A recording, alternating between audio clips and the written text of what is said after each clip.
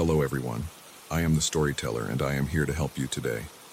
I know you use this video to fall asleep, so before that, like the video and subscribe to the channel. Also, where are you from and what time are you watching? Now get comfortable and relax. The walls breathe at 3:17 a.m. I know this with the certainty of a man who has spent 43 consecutive nights staring at the ceiling, counting the seconds between each creak, each whisper, each dragging sound that seeps through the plaster like water through rotting wood. The broker had promised me silence. He had stood in this very living room, gesturing toward the bare walls with the enthusiasm of a man earning commission, and assured me that the 8th floor was practically deserted. Perfect for a writer, he had said, his smile too wide, too rehearsed. You'll have all the quiet you need. I should have noticed the way his eyes avoided the wall adjacent to Unit 8B. The move from the small coastal town where I'd spent my entire adult life to this sprawling metropolitan maze had been an act of desperation disguised as ambition. My publisher wanted the manuscript in 6 months. My ex-wife wanted nothing to do with me. The ocean had started to feel less like home and more like a grave. I was slowly digging with my own indecision. So I packed what little I owned into cardboard boxes and drove 14 hours to a city where no one knew my name, where the anonymity of concrete towers and indifferent strangers seemed like the perfect balm for a fractured existence. The apartment itself was unremarkable in the way that all temporary spaces are unremarkable. White walls that had seen too many coats of paint, hardwood floors scuffed by the footsteps of tenants who had come before and would come after, windows that looked out onto other windows in an infinite regression of urban loneliness. I had furnished it sparingly, a desk for writing, a mattress on the floor because I couldn't be bothered with a frame, a single lamp that cast shadows longer than my doubts. It was enough. It was supposed to be enough. The sounds began on my 3rd night. At first, I dismissed them as the natural complaints of an aging building. Every structure has its own language, its own nocturnal vocabulary of settling foundations and contracting pipes. But these sounds were different. They had rhythm. They had intention. Footsteps, slow and deliberate, pacing the length of the adjacent apartment. The scrape of furniture being dragged across bare floors, a couch perhaps, or a heavy wooden table, and beneath it all, threaded through the silence like a dark stitch, the murmur of voices too low to understand but too present to ignore. I told myself it was a neighbor, someone who worked night shifts perhaps, or an insomniac like myself finding strange comfort in rearranging their living space while the rest of the world slept. I told myself this even as I pressed my ear against the cold wall, straining to catch words that dissolved into static the moment I focused on them. I told myself this even as I noticed that the sounds always began at the same time. 3:17 a.m., never a minute earlier, never a minute later, and continued for exactly 47 minutes before stopping as abruptly as they had started. By the 2nd week, I had stopped writing entirely. The manuscript sat untouched on my desk, its cursor blinking like an accusation. My days became exercises in anticipation, hours spent waiting for the night to fall so I could press myself against that wall and listen. I started keeping a journal, not of my novel, but of the sounds. I documented their duration, their intensity, the subtle variations in pitch and tone that I convinced myself formed some kind of pattern. I mapped the footsteps, tracing their path across what I imagined to be an identical floor plan to my own. Living room to bedroom, bedroom to kitchen, kitchen to the bathroom, where they would pause for exactly 3 minutes and 22 seconds before resuming their circuit. I began to notice other things, small things, things that could have been coincidence if I still believed in coincidence. The temperature in my apartment dropped several degrees whenever the sounds began, a cold that seemed to emanate from the shared wall itself. My phone would lose signal at exactly 3:17, returning to full bars the moment the sounds ceased. Once, I woke to find my front door standing open, not unlocked, but open, though I had bolted it before bed and lived alone. The hallway beyond had been empty, silent, but I could have sworn I smelled something drifting from the direction of 8B. Something old. Something like dust and dried flowers and the faint, coppery undertone of rust. It was on the 37th night that I finally gathered the courage to investigate. I stood in the hallway at 3:15 a.m., my heart hammering against my ribs like something desperate to escape. The corridor stretched in both directions, identical doors spaced at identical intervals, the fluorescent lights humming their tuneless song. Unit 8B was directly to my left, its door indistinguishable from any other. Same brass numbers, same peeling paint, same brass knocker that no one in this building probably ever used. I pressed my ear against the wood. The sounds were clearer here, unfiltered by the wall. Footsteps, yes, but heavier than I had imagined. The drag of something across the floor. Not furniture, I realized now, but something softer, something that yielded. And the voices. God, the voices. They weren't speaking any language I recognized, but they carried meaning nonetheless. Emotions that bypassed comprehension and settled directly into the marrow of my bones. Grief, longing, and beneath it all, a desperate, clawing hunger. I knocked. The sound stopped instantly, as if a switch had been thrown. The silence that followed was absolute, oppressive, the kind of silence that presses against your eardrums and makes you aware of your own pulse. I waited, my knuckles still raised, my breath caught in my throat like a trapped animal.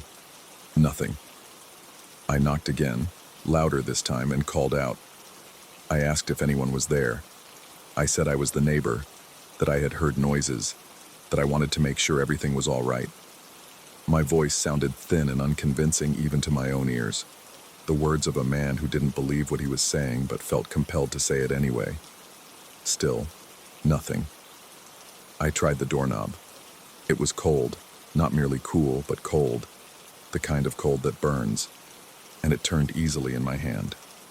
The door swung inward on silent hinges, revealing a darkness so complete it seemed to swallow the light from the hallway rather than merely exist in the absence of it. I didn't enter. I'm not sure what stopped me.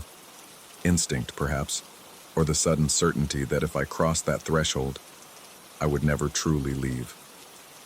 I stood there for what felt like hours, but was probably only seconds, staring into that black void, and I could have sworn I saw movement within it.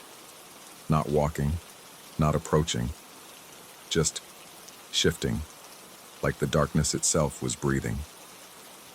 I ran back to my apartment and didn't sleep until dawn.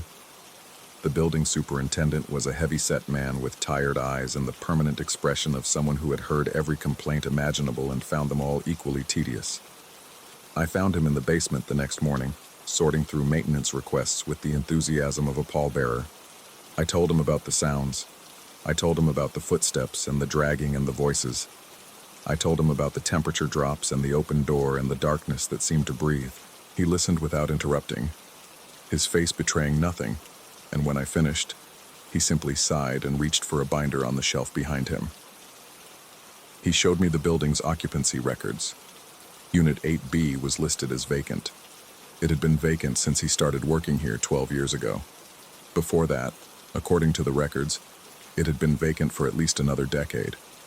The last registered tenant had moved out in the early 90s, leaving no forwarding address, no explanation, nothing but an empty apartment that subsequent owners had repeatedly tried and failed to rent. I asked him why. He shrugged. Every time someone showed interest, he explained, something would come up. A better offer elsewhere. A sudden change of plans.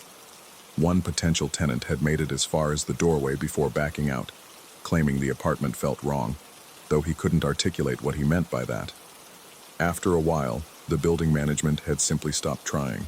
Some spaces, he said, didn't want to be occupied. I pressed him. I asked about the previous tenant, the one who had left in the 90s. He was reluctant to answer at first, deflecting with bureaucratic excuses about privacy and record-keeping. But I could see something in his eyes, a flicker of discomfort, perhaps even fear, and I kept pushing until he relented. There had been complaints, he admitted, similar to mine. Other residents on the 8th floor had reported sounds coming from 8B, sounds that had no business coming from an empty apartment. Footsteps, voices, the scrape of furniture being moved in the dead of night. One by one, those residents had moved out, citing various reasons that all amounted to the same thing. They couldn't stand to live next to whatever was in that apartment. I asked if anyone had ever gone inside. He looked at me for a long moment, and when he spoke, his voice had dropped to something barely above a whisper. Once, he said, a maintenance worker, about 5 years ago. The man had been sent to check the pipes after another resident complained about a strange smell coming from the walls. He had entered 8B with his toolkit and a flashlight, and when he emerged 45 minutes later, he was pale and shaking and refused to say what he had seen. He quit the next day, moved out of the city entirely, as far as the superintendent knew. I asked what the smell had been. He didn't answer. He just closed the binder and told me that if I wanted to break my lease, he could arrange it. I didn't break my lease. I should have. Every rational part of my mind screamed at me to pack my boxes and leave this city and never look back. But rationality had long since ceased to govern my actions.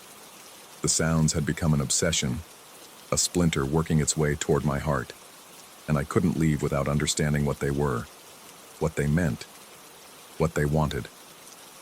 So I stayed, and I listened. The sounds continued their nightly ritual. 3:17 a.m., 47 minutes, always the same pattern. But they began to change in subtle ways. The footsteps grew heavier, closer to the wall, as if whoever was making them knew I was listening and wanted me to hear. The voices, once indistinct murmurs, began to coalesce into something almost recognizable. Syllables that hovered at the edge of comprehension like a word on the tip of the tongue. And sometimes, in the brief silences between footsteps, I could hear something else. A sound like breathing. Slow, measured, patient. Right on the other side of the wall, right where my ear was pressed. I started talking back. I'm not sure when it began. The days and nights had blurred into a single sleepless continuum. But at some point I found myself whispering to the wall, asking questions I didn't expect to be answered. Who are you? What do you want? Why won't you let me sleep? The night I first heard my name, I understood that something fundamental had shifted. It came during one of those silences, a whisper so faint I might have imagined it. My name, spoken in a voice that was somehow both unfamiliar and intimately known, like hearing your own voice on a recording and failing to recognize it. I pressed myself harder against the wall, my cheek flat against the cold plaster, and waited for it to come again. It did. Clearer this time, more insistent, and it wasn't coming from the apartment next door. It was coming from inside the wall. I spent the next 3 days tearing at the plaster with my bare hands. I told myself I was looking for pipes, for wires, for some rational explanation for the sounds that had colonized my nights. But I knew, even as my fingernails split and my palms bled, that I was looking for something else entirely. I was looking for the source, the truth, the thing that had been calling my name. What I found was a door, not a real door, not in any architectural sense, but an outline in the exposed framework, a rectangle of older wood set into the wall between my apartment and 8B. It had been plastered over, painted over, forgotten, but it was there. A door that connected the two spaces. A door that, according to the building plans I later consulted, had never existed. I haven't opened it. I tell myself I never will. I tell myself that some thresholds are meant to remain uncrossed, that whatever waits on the other side of that door is better left undiscovered. I tell myself this every night as I lie on my mattress, staring at the exposed wall, watching the way the shadows seem to gather around that hidden frame. But the sounds have changed again. The footsteps no longer pace the length of 8B. They stop at the wall, at the door, and they wait. And sometimes, in those moments before sleep finally claims me, I could swear I see the outline of that door shifting, bulging outward, as if something on the other side is pressing against it, testing its strength, waiting for the night when I finally give in to curiosity and pull it open. Last night, I woke to find my hand already on the hidden frame, my fingers tracing the edges of that impossible door. I don't remember getting out of bed. I don't remember crossing the room. But I remember the cold, that burning, impossible cold. And I remember the voice, clearer than it had ever been, whispering from the darkness on the other side. It said my name, and then it said something else, something that sounded like, "Welcome home." I moved my mattress to the far corner of the apartment this morning. I've covered the exposed wall with a blanket, though I know it changes nothing. I've started sleeping with the lights on, though the shadows still gather in ways that defy the physics of illumination. The superintendent was right. Some spaces don't want to be occupied, but I'm beginning to wonder if I'm the one doing the occupying, or if something has been occupying me all along, drawing me here, guiding me to this apartment, to this wall, to this door. I wonder if the sounds I've been hearing were never coming from 8B at all. I wonder if they've been coming from somewhere deeper, somewhere inside, somewhere I've been carrying with me since long before I moved to this city. I wonder if the thing behind the door has my face. Tonight, at 3:17 a.m., I will press my ear against that hidden frame one final time. I will listen for the footsteps, for the voices, for the whisper of my own name in a voice that might be mine. And I will make a choice, to open the door, or to leave this place forever, to embrace the mystery or to flee from it, to discover what waits in the hollow next door, or to spend the rest of my life wondering. The cursor on my manuscript blinks in the darkness, somewhere beyond the blanket, beyond the wall, beyond the door that should not exist. Something is pacing, waiting, breathing. And for the first time since I moved into this apartment, I realize I can no longer tell if the breathing I hear is coming from the other side, or from inside my own chest.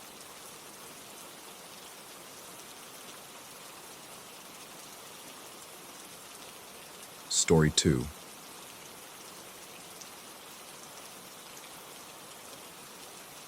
The fluorescent lights in the monitoring room flicker at 2:47 a.m. every single night. I've timed it. I've counted the seconds between the first stutter and the final dim pulse before they stabilize again. 11 seconds. Always 11. The mall's maintenance supervisor tells me it's just the backup generators cycling through their automated checks. But generators don't explain why the temperature drops exactly 3 degrees during those 11 seconds, or why the smell of old leather and gasoline seeps through the air vents like breath from a mouth that's been closed for decades. I took this job 8 months ago because the pay was decent, and the hours suited my insomnia. Security guard at Westbrook Plaza, a dying mall in a dying Midwest town where the anchor stores closed years ago, and the remaining tenants cling to their leases like barnacles on a sinking ship. During the day, I walk the corridors and nod at the elderly couples who use the climate-controlled hallways for their morning exercise. I watch teenagers loiter near the food court, spending nothing, buying time until their parents pick them up. Normal, mundane, almost boring, but the night shift is mine alone, and the parking structure is where normalcy goes to rot. The first time it happened, I convinced myself I was dreaming. 3 months into the job, around 3 a.m., I was cycling through the exterior cameras on the ancient security system. 16 grainy feeds arranged in a grid on monitors that probably predate my birth. Level P3, the lowest level of the underground parking structure, showed nothing unusual. Empty concrete, yellow-painted lines, the occasional oil stain spreading like a birthmark across the floor. I blinked, rubbed my eyes, looked again. A car sat in space 47. It wasn't there a moment before. I rewound the footage, watching the timestamp crawl backward, and the car simply appeared between one frame and the next. No headlights sweeping down the ramp. No engine sound captured by the ambient microphones. 1 second, empty space. The next, a vehicle. It was a Chevrolet Bel Air, powder blue with white trim, chrome bumpers gleaming under the parking structure's sickly yellow lights. The kind of car my grandfather used to talk about with a reverence usually reserved for religious icons. The license plate was partially visible, a faded yellow background with numbers I couldn't quite read, the registration sticker showing a year that made my stomach clench. 1957. I grabbed my flashlight and radio, my heart hammering against my ribs as I took the service elevator down to P3. The descent felt longer than usual, the numbers above the door counting down with agonizing slowness. When the doors finally opened, I stepped out into silence so complete I could hear my own pulse throbbing in my ears. Space 47 was empty. No Bel Air. No tire marks. No indication that anything had ever occupied that rectangle of concrete, except the painted lines and a crack that spiderwebbed across the floor like frozen lightning. I stood there for several minutes, sweeping my flashlight across the level, illuminating nothing but shadows and support pillars and the distant glow of the emergency exit signs. When I returned to the monitoring room, the car was back on camera 12. Same space, same angle, same impossible vehicle from a decade before I was born. I didn't sleep that night, or the next. The appearances became regular after that, though never predictable. Some nights, P3 remained stubbornly empty. Other nights, I'd count 6, 7, sometimes a dozen vehicles materializing in the lower levels. Always classic models, always with registration dates that belonged in history books. A 1962 Ford Galaxy with fins sharp enough to cut. A 1949 Mercury with custom flames painted along the hood, the kind of hot rod that greasers would have killed for. A pristine 1971 Plymouth Barracuda, its purple metallic paint catching the overhead lights in ways that made it look almost wet. I started keeping a log. Make, model, estimated year, space number, time of appearance. I photographed the monitors with my phone, though the images always came out blurred, the cars reduced to smears of color against the concrete backdrop, as if the cameras could capture them, but my phone refused to acknowledge their existence. My supervisor noticed the dark circles under my eyes, the way my hands trembled slightly when I signed the shift logs. He asked if everything was okay at home, if I needed to talk to someone. I told him I was fine. What else could I say? That I was seeing ghost cars in the parking garage? That I spent my breaks researching automotive history, matching the vehicles I witnessed to production years and manufacturer specifications? That I'd found a 1954 Oldsmobile Rocket 88 in Space 23 last Tuesday, the same model involved in a fatal pileup on the interstate outside town 60 years ago? I didn't tell him any of that. Instead, I smiled, said I'd been having trouble sleeping, and accepted his recommendation for a new brand of melatonin. The sound started in my 5th month.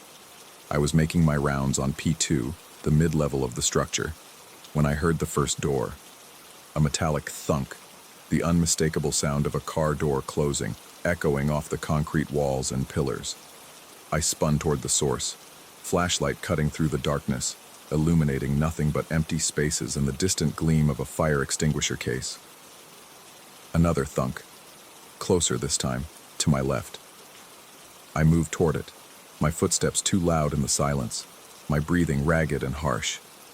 The motion sensors mounted on the pillars, the same ones that triggered the overhead lights when legitimate vehicles entered, were flickering. Green lights blinking in sequence, tracking movement I couldn't see, following a path that led directly toward me. A third sound, not a door this time. An engine, the low, throaty rumble of something powerful, something built in an era when gasoline was cheap and horsepower was measured in bragging rights. It came from everywhere and nowhere, reverberating through the structure until I couldn't tell if it was in front of me or behind me, or somehow inside my own skull. I ran. I'm not ashamed to admit that. I ran for the service elevator, jabbed the button until my finger ached, and rode back up to the monitoring room with my back pressed against the wall and my flashlight pointed at the doors like a weapon. When I checked the cameras, P2 was empty. No cars, no movement. The motion sensors showed green across the board, dormant and patient, waiting for something real to trigger them. But the audio logs, the ambient recordings that captured everything from rain on the roof to the occasional car alarm, showed something different. Spikes in the waveform, rhythmic patterns. I ran them through an audio program on my laptop, isolating the frequencies, cleaning up the static. Doors opening, doors closing, footsteps on concrete, and underneath it all, so faint I had to boost the gain until the speakers whined in protest. Voices, muffled, indistinct, like conversations heard through walls, through years, through the membrane that separates what was from what is. I couldn't make out words. I'm not sure I wanted to. The patterns revealed themselves slowly, like a photograph developing in a dark room. The appearances clustered around specific dates: the anniversary of the mall's groundbreaking in 1958, the date of its grand opening, the night a fire swept through the original surface parking lot before the structure was built. I found the newspaper archives online, digitized microfilm from the local historical society, brittle pages preserved in amber bites. The fire killed no one. The articles were clear about that, but it destroyed 37 vehicles, reduced them to skeletal frames, and melted rubber and ash that took weeks to clear. The mall's developers paved over the site, built the underground structure, buried the memory under 3 levels of concrete and rebar, and the relentless forward march of commerce. 37 cars. I started counting the ones I saw.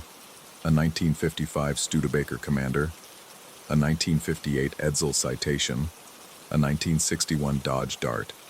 Night after night, the numbers climbed, and with each new appearance, the sounds grew louder, the motion sensors more active, the temperature in the monitoring room colder, even when the thermostat showed 72 degrees.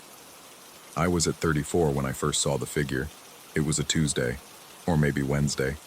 The nights blur together when you spend them watching shadows and listening for engines that shouldn't exist. The cameras showed a 1956 DeSoto Fireflight in Space 31, its distinctive fins casting shadows that stretched across the concrete like reaching fingers. I was cataloging it, adding the details to my log, when movement in the corner of the frame caught my attention. A silhouette, human-shaped, standing beside the driver's door. The camera resolution was too poor to make out features, but I could see the outline clearly enough. Broad shoulders, a hat, a fedora maybe, or a trilby, hands at its sides. It stood perfectly still, facing the camera, and even through the grain and static, I felt its attention like a physical weight, a pressure behind my eyes that made my vision swim. I watched for 11 seconds. The same 11 seconds the lights always flickered. Then the figure raised one hand, slowly, deliberately, and pointed. At the camera, at me. The feed cut to static. When it returned, the space was empty. The figure was gone, but the pointing gesture stayed with me, burned into my retinas like the afterimage of a flash, and I understood with terrible clarity that whatever was down there knew I was watching. And now it was watching back. I should have quit. Any reasonable person would have submitted their resignation, found another job, put as much distance between themselves and Westbrook Plaza as geography allowed.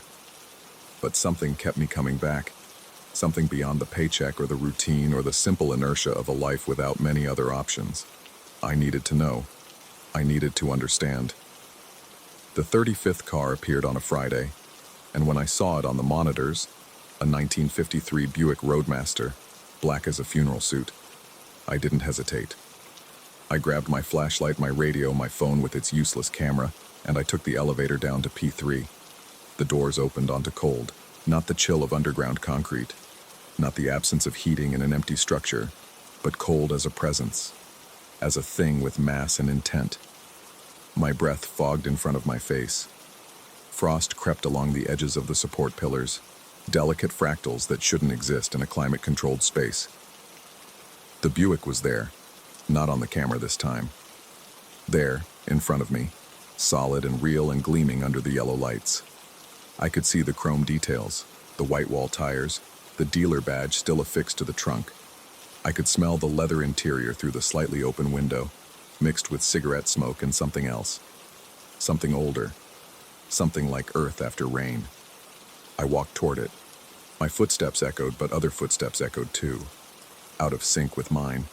A half beat behind. As if someone was following at a distance I couldn't measure. The motion sensors flickered green, then amber, then a red I'd never seen them display before, tracking movement in patterns that made no geometric sense. The Buick's door was ajar, just slightly, just enough to show darkness inside, a darkness deeper than the interior of any car should hold, a darkness that seemed to breathe. I reached for the handle. My radio crackled. Static at first, then something else. The same muffled voices from the audio logs, but clearer now, closer, speaking words I almost recognized in accents that belonged to another era. And underneath the voices, a question. repeated over and over in a tone that was almost welcoming. "Are you coming?" I pulled my hand back. The cold intensified, pressing against my skin like fingers, like dozens of fingers, urging me forward. The Buick's interior light flickered on, illuminating empty seats that somehow didn't look empty, that held the impression of bodies no longer there, the ghost of weight in worn leather. "Are you coming?" I ran, again, back to the elevator, back to the monitoring room, back to the world of flickering fluorescence and grainy camera feeds and a reality I could trust. When I looked at the monitors, P3 was empty, 35 spaces, all vacant, the Buick gone as if it had never existed. But the frost on my jacket was real, the smell of old leather in my nostrils was real, and the bruises on my wrist, 5 oval marks arranged like fingers, were real enough to photograph. Though when I showed them to the morning supervisor, he frowned and asked if I'd been sleeping well. I've stopped counting the cars. There's no point anymore. They come every night now, filling the structure with vehicles that burned 60 years ago, carrying passengers who might have been anyone, who might have been no one, who might be waiting still for a journey that never ended. The sounds are constant. Doors, engines, footsteps, voices, a symphony of the past bleeding into the present through concrete that should have kept it buried. The figure appears on multiple cameras now, different levels, different spaces, always watching, always pointing. Sometimes I see others with it, suggestions of forms in the static, faces that might be faces, hands pressed against windows from the inside. I've started hearing the question, even when I'm not in the structure. In my apartment, in my car, in the space between waking and sleep, where reality thins and other things slip through. Are you coming? I don't know what happens if I answer yes. I don't know what happens if I keep saying no. But every night, the cold gets closer. The frost appears on higher levels. The 37th car, I've never seen it, never cataloged it, waits somewhere in that structure, an empty space among the ghosts, a reservation that might have my name on it. The lights flicker at 2:47 a.m., 11 seconds. The temperature drops. And in the monitoring room, surrounded by screens showing things that can't exist, I wait for the shift to end, wondering if one night I'll walk down to P3 and never come back up. Wondering if I already have. Wondering if the man sitting in this chair, watching these monitors, writing these words, is the security guard who took this job 8 months ago, or something else. Something that answered the question wrong. Something that's been here much longer than it remembers. The cameras show P3. There's a car in space 37. It looks familiar. It looks like mine.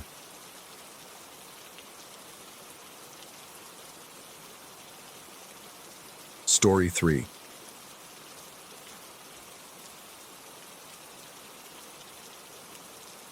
The fire was already burning when I arrived. I stood in the doorway of the cabin, my duffel bag hanging limp from my shoulder, and watched the flames twist behind the iron grate. Orange light licked the stone walls. The wood crackled and popped with the particular rhythm of a fire that had been burning for hours, not minutes. I checked my phone. 4:47 p.m. The property manager had assured me no one had accessed the cabin since the previous guest departed 3 days ago. I stepped inside and closed the door behind me. The smell hit me first. Cedar smoke, yes, but underneath it something else.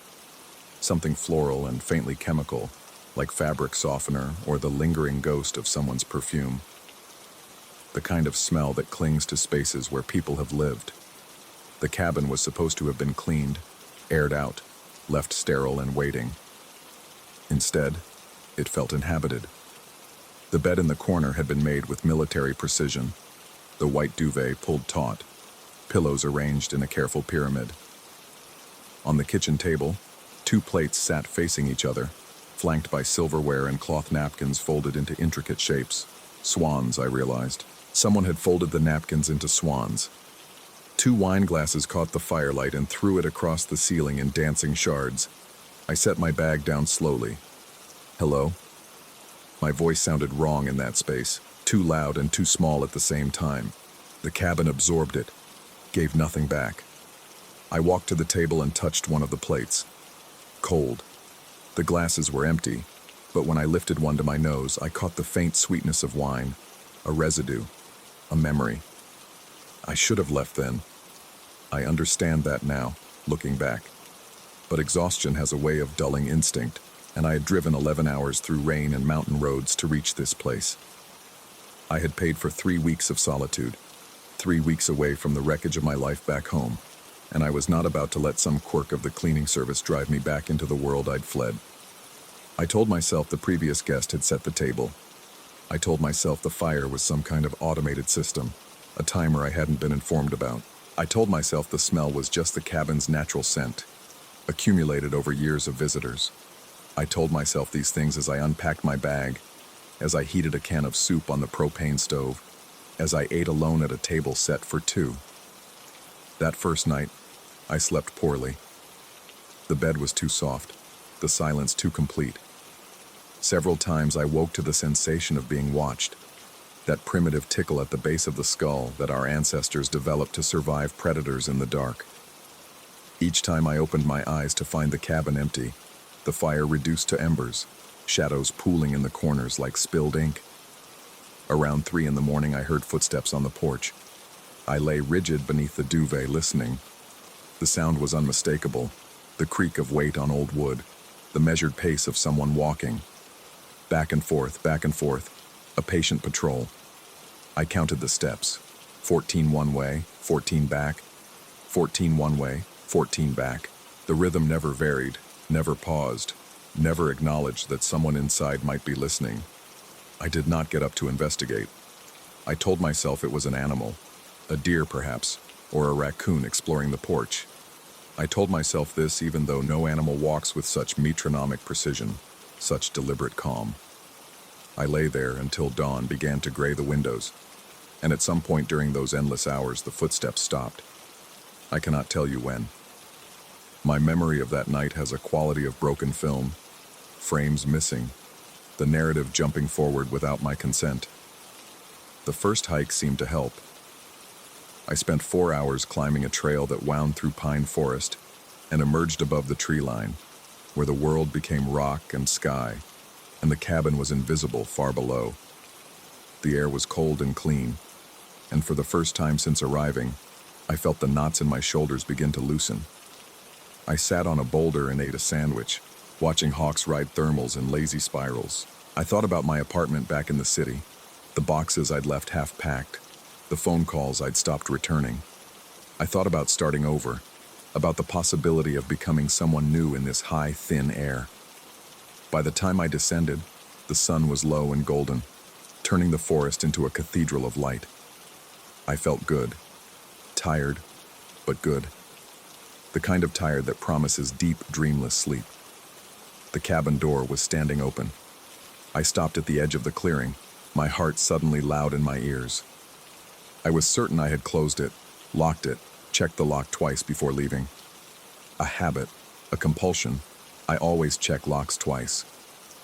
But there it was, swung wide, the interior dark beyond the threshold. I approached slowly, scanning the tree line for movement, finding none. The porch boards creaked under my boots, the same boards I'd heard creaking the night before. At the doorway, I paused and listened. Nothing, just the wind in the pines, the distant call of a bird I couldn't identify. Inside, the cabin had been transformed.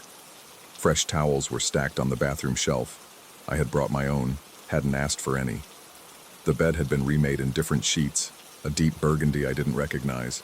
Hospital corners pulled so tight you could bounce a quarter off the surface. In the kitchen, groceries filled the previously empty refrigerator. Milk, eggs, cheese, vegetables, all the staples of a comfortable life. A bottle of red wine stood on the counter, uncorked and breathing. And in the closet, hanging in a neat row, were clothes. My clothes, or rather, clothes in my exact size, my exact style, but that I had never purchased, never owned. Flannel shirts in patterns I favored. Jeans with the same brand label I always bought. A jacket identical to one I'd donated to charity 3 years ago, right down to the frayed thread at the collar that I'd never gotten around to fixing. I stood before that closet for a long time, my hands shaking. The rational part of my mind, the part that had carried me through 42 years of ordinary life, was struggling to construct an explanation, a mistake with the reservations. Another guest's belongings left behind. A property manager who'd somehow accessed my purchase history and anticipated my needs with disturbing accuracy. None of these explanations held together. None of them accounted for the jacket, for the thread, for the particular worn softness of clothes that fit like they had been worn by my body, shaped by my movements. I grabbed my phone and called the rental company. The line rang and rang, then clicked to a voicemail box that was full. I tried 3 more times with the same result. I sent an email, my fingers clumsy on the keyboard, describing what I'd found, demanding answers. The message bounced back.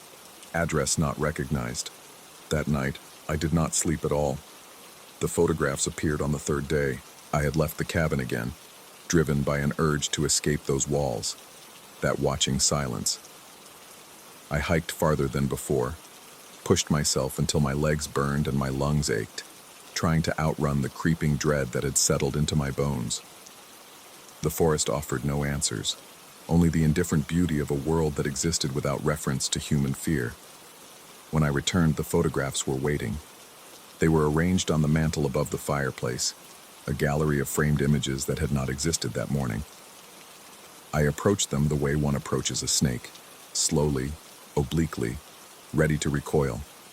My reflection swam in the glass as I leaned in to look, and for a moment I couldn't understand what I was seeing. Me.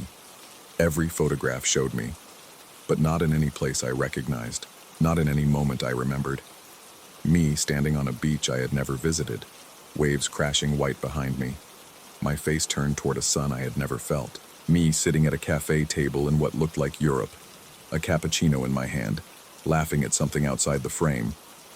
Me leaning against a railing, mountains rising behind me, wearing the jacket from the closet, the jacket with the frayed thread, looking directly into the camera with an expression of intimate familiarity, as though I knew and loved the person taking the picture. In every photograph, I looked happy, relaxed, at ease in a way I hadn't felt in years, maybe ever. The me in those images was a stranger, living a life I had never experienced, surrounded by warmth and connection, and the simple peace of belonging somewhere. I picked up one of the frames, the beach scene, and turned it over. On the back, in handwriting I didn't recognize, someone had written a date, June 15th, 2019. I had been in the hospital on June 15th, 2019, recovering from the car accident that had taken 4 months of my life and left scars I still felt in cold weather.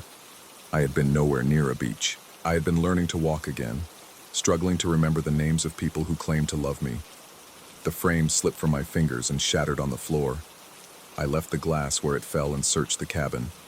Every drawer, every cabinet, every possible hiding place. I found nothing, no hidden cameras, no evidence of forced entry, no explanation for the impossible gallery on the mantel. But in the bedroom closet, pushed into the back corner behind the clothes that fit me perfectly, I found a box. Inside the box were more photographs, hundreds of them, loose and unsorted, a cascade of images showing a life I had never lived. Me at birthday parties, graduation ceremonies, holiday dinners. Me with people I had never met, smiling for cameras I had never faced. Me aging through years that hadn't happened yet, gray appearing at my temples, lines deepening around my eyes, the slow accumulation of a future that hadn't arrived. Near the bottom of the box, my searching fingers touched paper. I pulled out a small envelope, cream-colored and expensive, the kind used for formal invitations. My name was written on the front in that same unfamiliar hand. I opened it with trembling fingers and extracted a single card.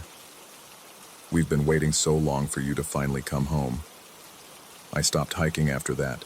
I stopped leaving the cabin at all, afraid of what might change in my absence, what new impossibilities might materialize while I was gone. But staying didn't help. The photographs multiplied, appearing in new locations each morning, propped on the bathroom sink, tucked into my books, slid under my pillow like tokens from a secret admirer. The clothes in the closet rearranged themselves, favorites moving to the front as though someone had studied my preferences. The fire was always burning when I woke, no matter how thoroughly I extinguished it the night before. And the sounds began. At first, it was just the footsteps on the porch, that patient pacing in the darkness. But gradually, other sounds crept in. The murmur of voices too low to understand, drifting up from somewhere beneath the floor. The creak of a rocking chair that didn't exist, keeping time on the porch I was afraid to look at. Laughter sometimes, distant and distorted. The laughter of a party in another room. Celebration leaking through walls that should have contained nothing but insulation and pine. One night, I heard my own voice. It came from the kitchen, a low monologue I couldn't quite make out, the rhythm and cadence unmistakably mine. I lay in bed, paralyzed, listening to myself speak in a room I wasn't in.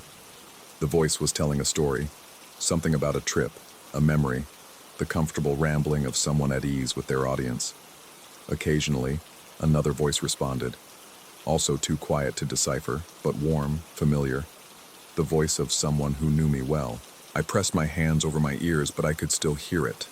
I could still hear myself, living a life that wasn't mine, in a place I had never been, with someone I would never know. This morning I found the mirror. It was hanging in the bathroom, replacing the small rectangle that had been there before. An ornate full-length affair with a gilded frame that belonged in a museum, not a mountain cabin. I stood before it, still in my sleeping clothes, and looked at my reflection. I looked terrible, gaunt and pale, dark circles under my eyes, the stubble on my jaw growing toward a beard I'd never intended to have. The cabin was destroying me, I realized. The fear, the sleeplessness, the constant assault on my understanding of what was possible. I was coming apart at the seams, and I didn't know how to stop it. But as I stared at my reflection, something shifted. The light changed, or my eyes adjusted, or reality itself took a breath and exhaled something new. The reflection in the mirror was still me, but different, healthier, well-rested, clean-shaven, wearing a shirt I didn't own, standing in a room that wasn't the cabin's cramped bathroom. Behind my reflection, I could see a window, and through the window a garden in full bloom, flowers in colors I couldn't name, a fountain catching sunlight, a life of beauty and peace stretching out beyond the glass. And in the corner of the reflection, just at the edge of my vision, I saw movement. Someone approaching, someone reaching out, their hand almost touching my reflected shoulder, their face just about to come into view. I closed my eyes. When I opened them again, the mirror showed only the cabin, only me, only the haggard stranger I was becoming. But I could feel it now, that other life, pressing against the membrane of reality like a hand against a window. I could feel the warmth of it, the love, the belonging I had never found in 42 years of searching. We've been waiting so long for you to finally come home. Maybe I'm losing my mind. Maybe the isolation and stress have broken something in me, allowed the rational architecture of my thoughts to collapse into delusion and wish fulfillment. Maybe there is no presence in this cabin, no watching eyes, no impossible photographs, only a man coming undone in the silence, constructing an elaborate fantasy of being wanted, because the alternative is facing how thoroughly unwanted he has always been. Or maybe there is another world, running parallel to this one, where I made different choices and became a different man. Maybe that world has found a way to reach through, to call me home, to show me the life I was supposed to live. Maybe the cabin isn't haunted by ghosts, but by possibilities, by the weight of paths not taken, by the desperate reaching of a self I never got to be. I don't know which is true. I don't know if either is true. All I know is that tonight, when the footsteps begin their patient pacing on the porch, I'm going to open the door. I'm going to look into the darkness and see what's been waiting for me all along. Maybe it will be nothing. Maybe it will be everything. I packed my bag this morning, thinking I would leave. But the bag sits unopened by the door, and the fire is burning, and the table is set for two, and somewhere just beyond my hearing, someone is calling my name. I think I've always known this place. I think I'm finally ready to remember. Story 4. The static has a voice tonight. I've been a ham radio operator for 11 years, and in all that time, I've learned one fundamental truth about the airwaves. They never truly sleep. Even in the deadest hours of night, between 2 and 4 a.m., when the world holds its breath and the electromagnetic spectrum grows thin, there's always something.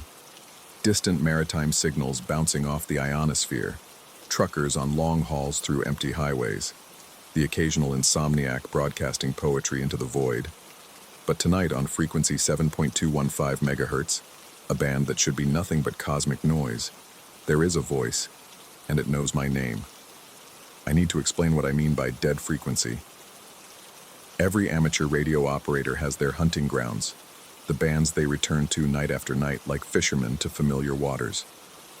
Mine has always been the forgotten spaces, frequencies allocated decades ago to services that no longer exist, channels assigned to agencies that have been absorbed, restructured, or simply ceased to be. There's a particular pleasure in tuning through these abandoned corridors of the spectrum, listening to the whispers of ionospheric propagation, the occasional burst of interference from a distant storm. It's archaeology of the invisible. The house settles around me as I adjust the dial. My radio room occupies what used to be a sun porch on the eastern side of the house, all windows facing the Atlantic 3 blocks away. I can smell the salt even with the windows closed, that persistent brine that seeps into everything in a coastal town. The equipment glows in the darkness, the amber display of my transceiver, the green sweep of the spectrum analyzer, the red pilot lights of amplifiers I rarely use anymore. I've turned off the overhead light hours ago. I prefer it this way, swimming in the soft luminescence of machines. The voice came at 3:17 a.m. At first I dismissed it as skip, radio signals bouncing off the ionosphere from thousands of miles away, a phenomenon that can make distant transmissions suddenly audible in unexpected places. The words were fragmented, buried in static, and I assumed I was catching the edge of some conversation happening in another hemisphere. But then the static cleared, just for a moment, like a curtain being drawn back, and I heard my full name. Not my call sign, which is public record, available in any amateur radio database. My legal name, the one that appears on my driver's license, on the deed to this house, on the tax returns I file each April. I sat frozen, my hand still on the tuning knob, the coffee in my mug growing cold. The voice was male, middle-aged from the timbre, and carried a quality I can only describe as flat. Not emotionless, exactly, but compressed, as if all the natural variations of human speech had been ironed out into something uniform and unsettling. It repeated my name twice, then fell silent. The static returned, that cosmic hiss that sounds like the universe breathing. I told myself it was a coincidence. Names overlap. Perhaps someone, somewhere, was calling out to a friend or family member who happened to share my name. The ionosphere plays tricks at night, bending signals around the curve of the Earth in ways that defy prediction. I've heard conversations from Japan, from Argentina, from ships in the middle of the Pacific. A matching name was improbable, but not impossible. Then the voice returned and described my house. The blue shutters that need repainting, the crack in the front step I've been meaning to fix for 3 summers, the wind chime made of old spoons that my late wife hung by the kitchen door before she left for that hospital stay she never returned from. Details piled upon details, each one landing like a stone in still water, sending ripples of unease spreading through me. The voice spoke without emotion, cataloging features of my home with the clinical precision of an insurance adjuster assessing property damage. I should have turned off the radio. Any reasonable person would have. But there's something about the airwaves that compels listening, a hypnotic quality to the crackling voices that emerge from the ether. Instead, I reached for my logbook, a habit so ingrained it's nearly autonomic, and began to write down what I was hearing. The handwriting doesn't look like mine when I review it now. The letters are too angular, pressed too hard into the paper. The voice mentioned the shirt I was wearing. Gray, cotton, with a small hole near the left hem where I'd caught it on a doorknob 3 weeks ago. It mentioned the empty mug beside my elbow, the one with the faded logo of a radio club that disbanded in 2019. It mentioned the way the moonlight was falling through the window behind me, casting my shadow across the equipment in a shape that, according to the voice, resembled a man kneeling in prayer. I looked at my shadow. It did resemble that, now that the observation had been planted in my mind. The shape of my hunched shoulders, the angle of my bent head as I leaned toward the receiver. A man in supplication to something vast and unknowable. The temperature in the room seemed to drop, though the thermostat hadn't changed. I could see my breath now, small clouds of vapor that hung in the air before dissolving. This was impossible. It was August, the night warm and humid, the air conditioning struggling to keep up with the coastal heat. Yet here I was, shivering, watching my exhalations form ghosts in front of my face. I grabbed the microphone and keyed the transmit button, demanding to know who was speaking. My voice sounded thin and unconvincing even to myself, a man shouting into a cathedral and hearing only the echo of his own fear return. The frequency offered nothing but static in response. I tried again, this time with my call sign, following proper protocol as if adhering to regulations might somehow restore order to what was happening. Still nothing. The voice had retreated into whatever fold of the spectrum it had emerged from. The next morning, I began researching frequency 7.215 megahertz. What I found kept me awake for the following 3 nights. The frequency had once been assigned to a coastal emergency coordination station, part of a network established in the 1970s to provide backup communication during hurricanes and other disasters. The station was located 14 miles up the coast from my town, housed in a concrete bunker near a lighthouse that had been automated years before. It operated for decades without incident, staffed by rotating crews of 2 operators who would monitor weather patterns and relay messages between emergency services when storms knocked out conventional communication. In 1987, the station went silent.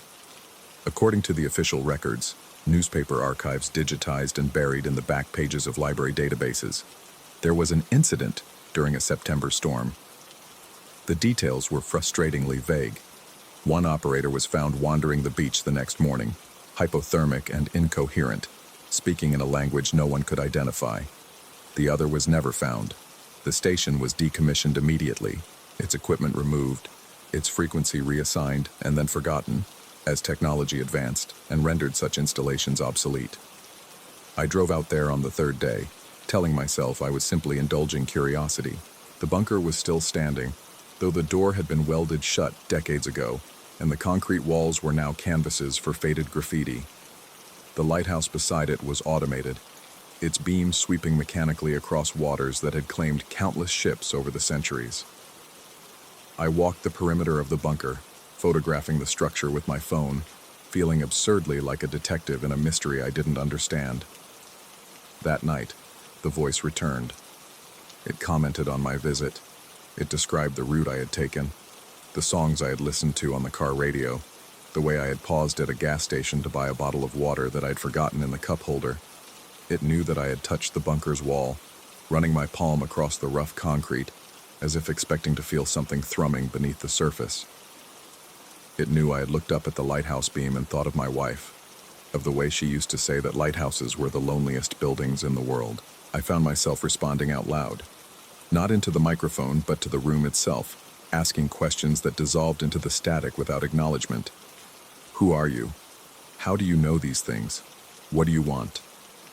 The voice continued its monologue, ignoring my interruptions, cataloging details of my day with the thoroughness of a surveillance report.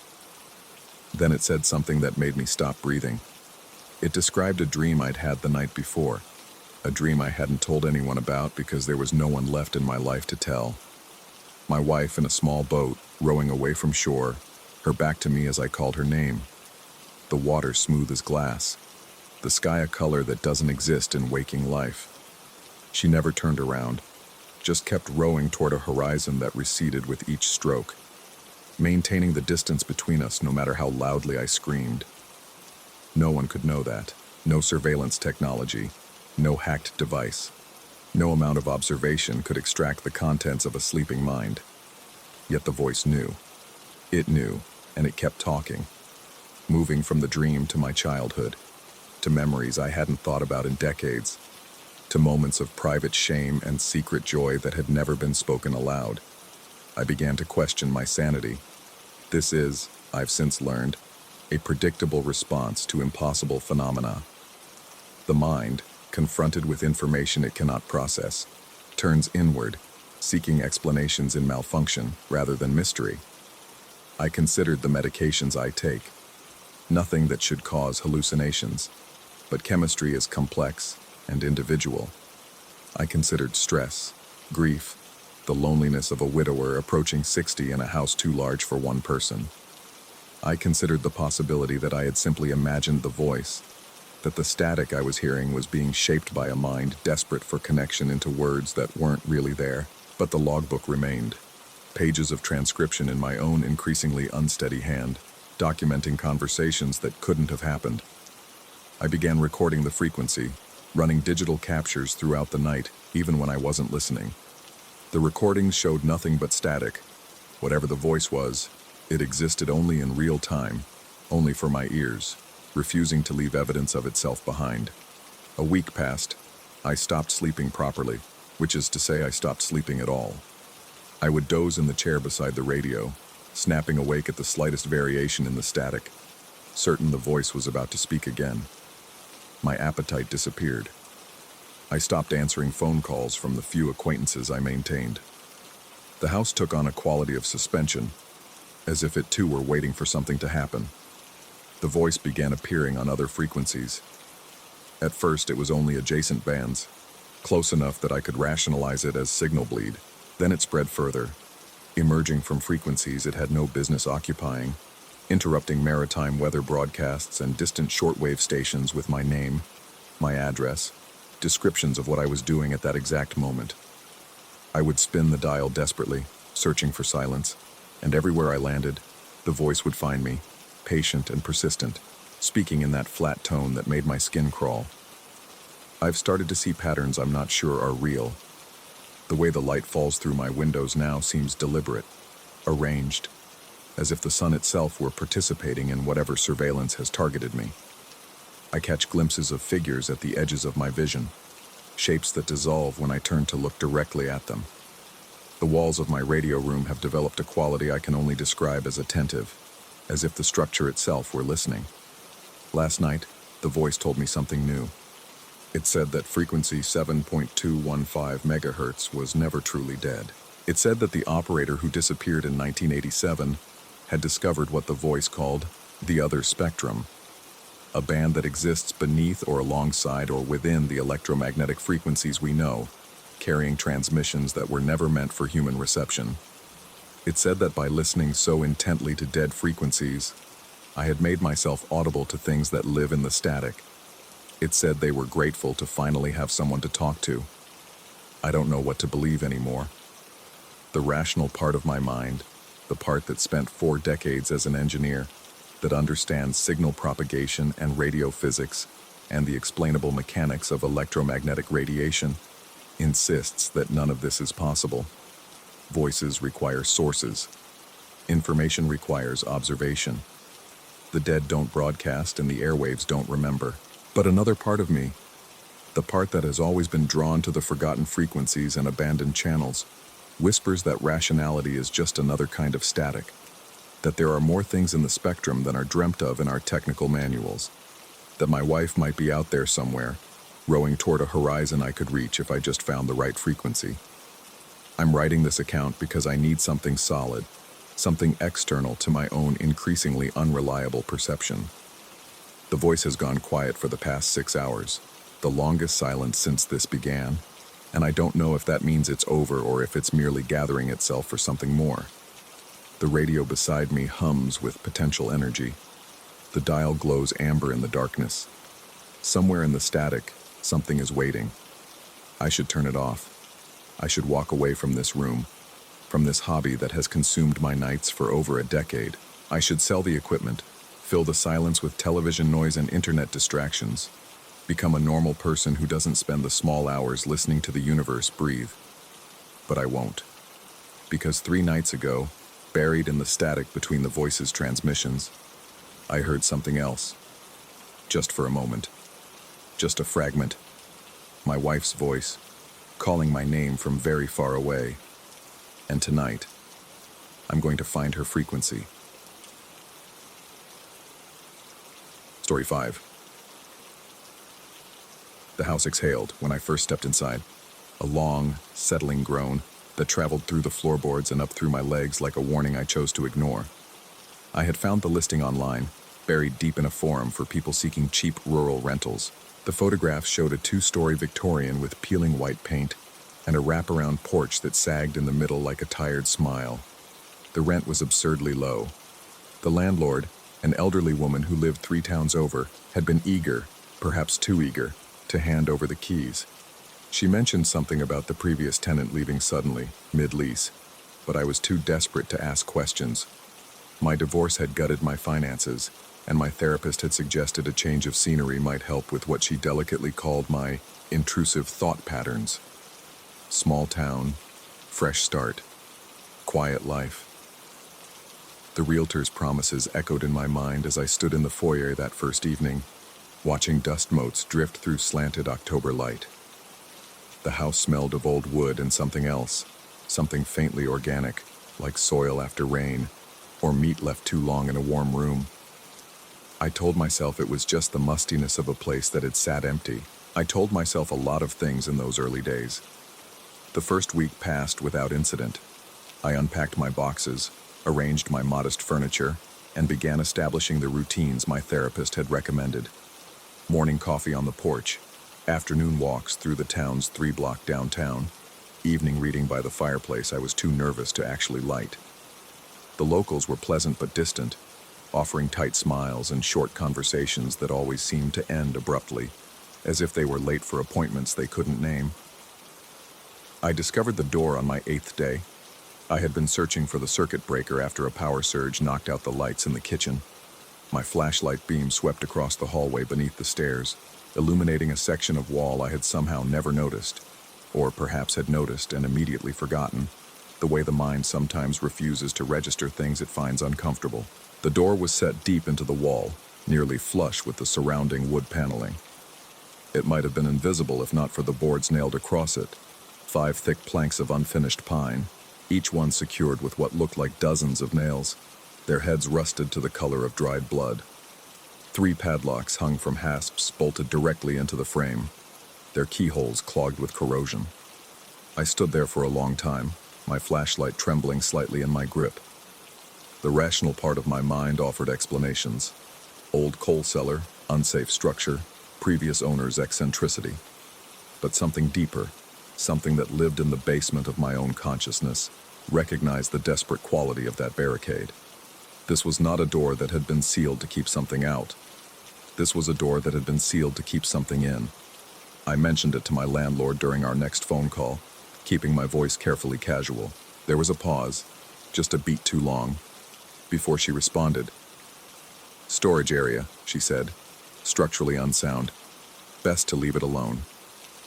When I pressed for details, asking about the excessive locks, the conversation developed sudden static, and she apologized and hung up. That night, I heard the first sound. It came at 3:47 a.m. I know the exact time because I had been staring at my phone, willing myself back to sleep after a nightmare I couldn't quite remember. A single knock, muffled but distinct, rising up through the floor from somewhere beneath me. I held my breath, waiting. Silence stretched like taffy, seconds becoming minutes. Just as I began to convince myself it had been a settling pipe or a branch against the foundation, it came again. 3 knocks this time, deliberate and evenly spaced. I did not sleep for the rest of the night. The sounds continued over the following days, always between 3 and 4 a.m., always when I was alone and vulnerable in that particular way that only deep night can produce. Sometimes it was knocking, patient, rhythmic, like someone tapping out a code I couldn't decipher. Other times it was footsteps, heavy and slow, pacing back and forth beneath me in a space that supposedly contained nothing but dirt and crumbling stone. And sometimes, worst of all, it was scratching. a persistent, methodical sound like fingernails dragging across wood, like something trying to claw its way through from the other side. I began sleeping with the lights on. Then I stopped sleeping altogether. The town's small library became my refuge during daylight hours. I told myself I was researching the house's history, but really I was simply afraid to be alone with it. The librarian, a woman with steel-gray hair and eyes that seemed to look through rather than at me, watched me flip through property records and old newspapers with an expression I couldn't read. When I finally asked if she knew anything about my rental, she set down her glasses and studied me for a long moment. "That house has had a lot of tenants," she said carefully. "None of them stay long." I pressed for more, but she shook her head and returned to her work, leaving me with a stack of water-damaged documents and a growing sense of dread. The records revealed little concrete. The house had been built in 1887 by a man whose name had been partially obscured by water damage. I could only make out the first initial, a capital H.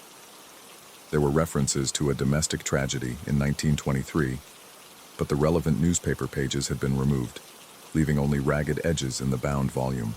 The property had changed hands 17 times in the following century, an unusually high turnover that the documents never explained. One detail did stand out: a building permit from 1952 for basement remediation and permanent structural sealing. The attached notes were sparse but suggestive.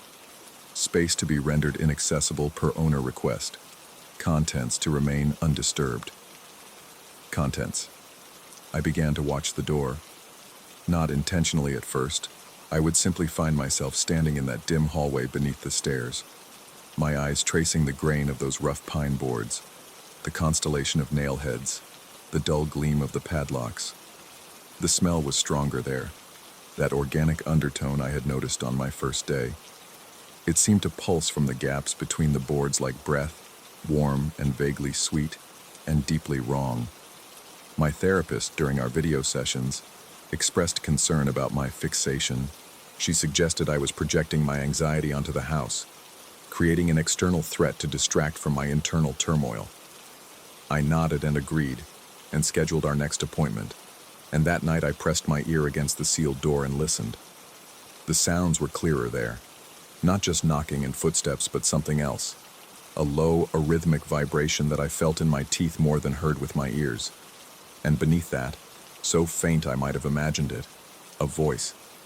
Not words exactly, but the shape of words, the intention of speech, muffled by wood and earth and decades of silence. I began to dream about the door. In the dreams, it was always open, revealing stairs that descended into perfect darkness. I would stand at the threshold, knowing I should not go down, knowing something waited for me in that darkness, and yet my feet would move of their own accord, carrying me down step by step into a cold that felt like drowning. I always woke before reaching the bottom, my sheets soaked with sweat, my throat raw as if I had been screaming. The scratching grew louder. Some nights it was almost frantic, a desperate scrabbling that seemed to come from everywhere at once, beneath me, behind me, inside the walls themselves.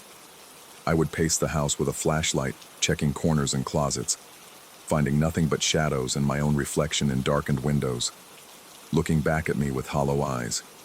It was during one of these nocturnal patrols that I noticed the marks. The hallway light had been flickering for days, and I had finally replaced the bulb, flooding that narrow space with harsh illumination for the first time since I'd moved in. That's when I saw them. Gouges in the wood around the doorframe, deep parallel scratches that ran along the edges of the boards, concentrated around the gaps where they met the door beneath. I crouched down, tracing the marks with trembling fingers. The wood was splintered outward, the scratches all oriented the same direction, not toward the door, but away from it. Not scratches made by someone trying to get in, scratches made by someone trying to get out. The realization hit me like cold water.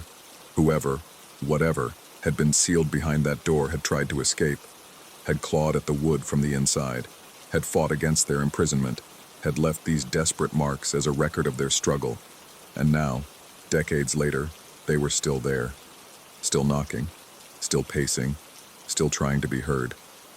I should have left. Any reasonable person would have packed their bags and driven away and never looked back. but something held me there. Curiosity, perhaps, or the stubborn refusal to believe in things that shouldn't exist. Or maybe something else, something that had been growing in me since I first set foot in that house. A compulsion I couldn't name or resist. I went to the hardware store the next morning and bought a pry bar. The boards came away easier than I expected, the old nails surrendering to my leverage with high-pitched shrieks. I worked methodically, plank by plank, my heart hammering against my ribs, my breath coming in shallow gasps. The smell grew stronger with each board I removed, that sweet organic rot, thick enough now to taste. Behind me, the house seemed to hold its breath. The padlocks were more difficult. I had to make 3 trips to the hardware store before I found bolt cutters strong enough to slice through the corroded shackles. Each one fell away with a heavy clunk, and with each one I felt the weight of decades lifting, a seal being broken that should never have been disturbed. The door itself was older than the boards, made of thick oak gone gray with age. The handle was tarnished brass, cold beneath my palm. I stood there for what felt like hours, my hand on that handle, listening to the silence that had fallen over the house, a silence so complete it felt like pressure against my eardrums. Then I pulled. The door swung open on hinges that made no sound, revealing a rectangle of darkness so absolute it seemed to swallow my flashlight beam. Stone steps descended into that darkness, worn smooth in the center by countless footsteps. The smell that rose up was overwhelming, earth and decay and something else, something that made my lizard brain scream at me to run. I didn't run, I descended. The basement was larger than it should have been, the dimensions wrong in ways I couldn't articulate but could feel, as if the space had been bent or stretched by some force beyond geometry. My flashlight illuminated stone walls covered in what looked like scratch marks, thousands of them, layer upon layer of desperate gouges that formed patterns I refused to examine too closely. The floor was packed earth, and in the center of that floor was a chair, an old wooden chair facing the stairs, facing the door, as if someone had sat there day after day, year after year, watching that door, waiting for someone to open it. The chair was empty. I swept my flashlight around the space, searching for anything else, any sign of what had been kept here, any explanation for the sounds that had driven me to this moment. The beam passed over the walls, the floor, the chair, and then in the far corner something that made my breath stop in my throat. A mirror. A tall oval mirror in an ornate frame, its surface black with age and grime. And in that mirror, just at the edge of my flashlight's reach, a reflection that wasn't mine. A figure standing where the chair should have been, watching me with eyes I couldn't see but could feel. A gaze that pressed against my mind like fingers probing for entry. The figure raised one hand, slowly, and I watched in the mirror as it reached toward me. I dropped the flashlight. In the darkness, I heard breathing, not my own. I ran, up the stairs, through the door, through the house, out into the night air that tasted like salvation. I kept running until I reached my car, and I didn't stop driving until I was 3 counties away, shaking so badly I had to pull over or risk driving into a ditch. I never went back. I called the landlord from a motel room and told her I was breaking the lease. She didn't argue. She didn't ask why. She just gave me an address to mail the keys and hung up without saying goodbye. It's been 4 months now. I've moved to a city, surrounded myself with people and noise and light. I've told my therapist about that night, and she's helped me construct a framework for understanding it. Stress-induced hallucination, she calls it. Temporary psychotic break, triggered by isolation and anxiety. The mind playing tricks. I want to believe her. But sometimes in the small hours of the morning, I still hear it. A knock, soft and patient, coming from somewhere I can't identify.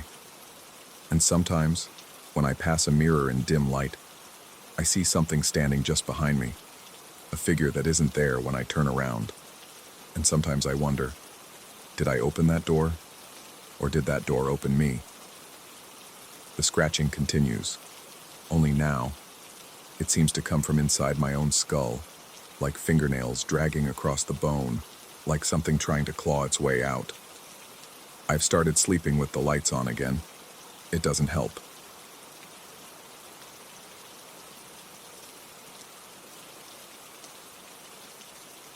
Story 6.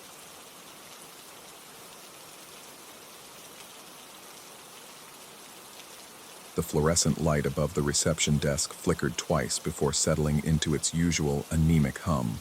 I had been watching it for the past hour, counting the seconds between each sputter, because that was the kind of thing you did when you worked the graveyard shift at a roadside motel in the middle of nowhere. You found patterns in meaningless things. You invented ways to stay awake. It was my first night covering for the regular guy, some emergency with his mother, the day manager had said, her voice carrying that particular weariness of someone who had stopped caring about explanations years ago. She handed me a laminated sheet with instructions, pointed at the ancient computer monitor behind the counter, and left without looking back. The pay was decent. The job was simple. Watch the desk, answer the phone if it rings, don't bother the guests. The motel was called the Wayfarer's Rest, though the neon sign outside had been dying for so long that it now read, The Way Airs RST, which somehow felt more honest. It was the kind of place that existed purely out of necessity. A cluster of concrete and stained carpet positioned exactly where exhaustion met desperation on a long stretch of highway between cities that mattered.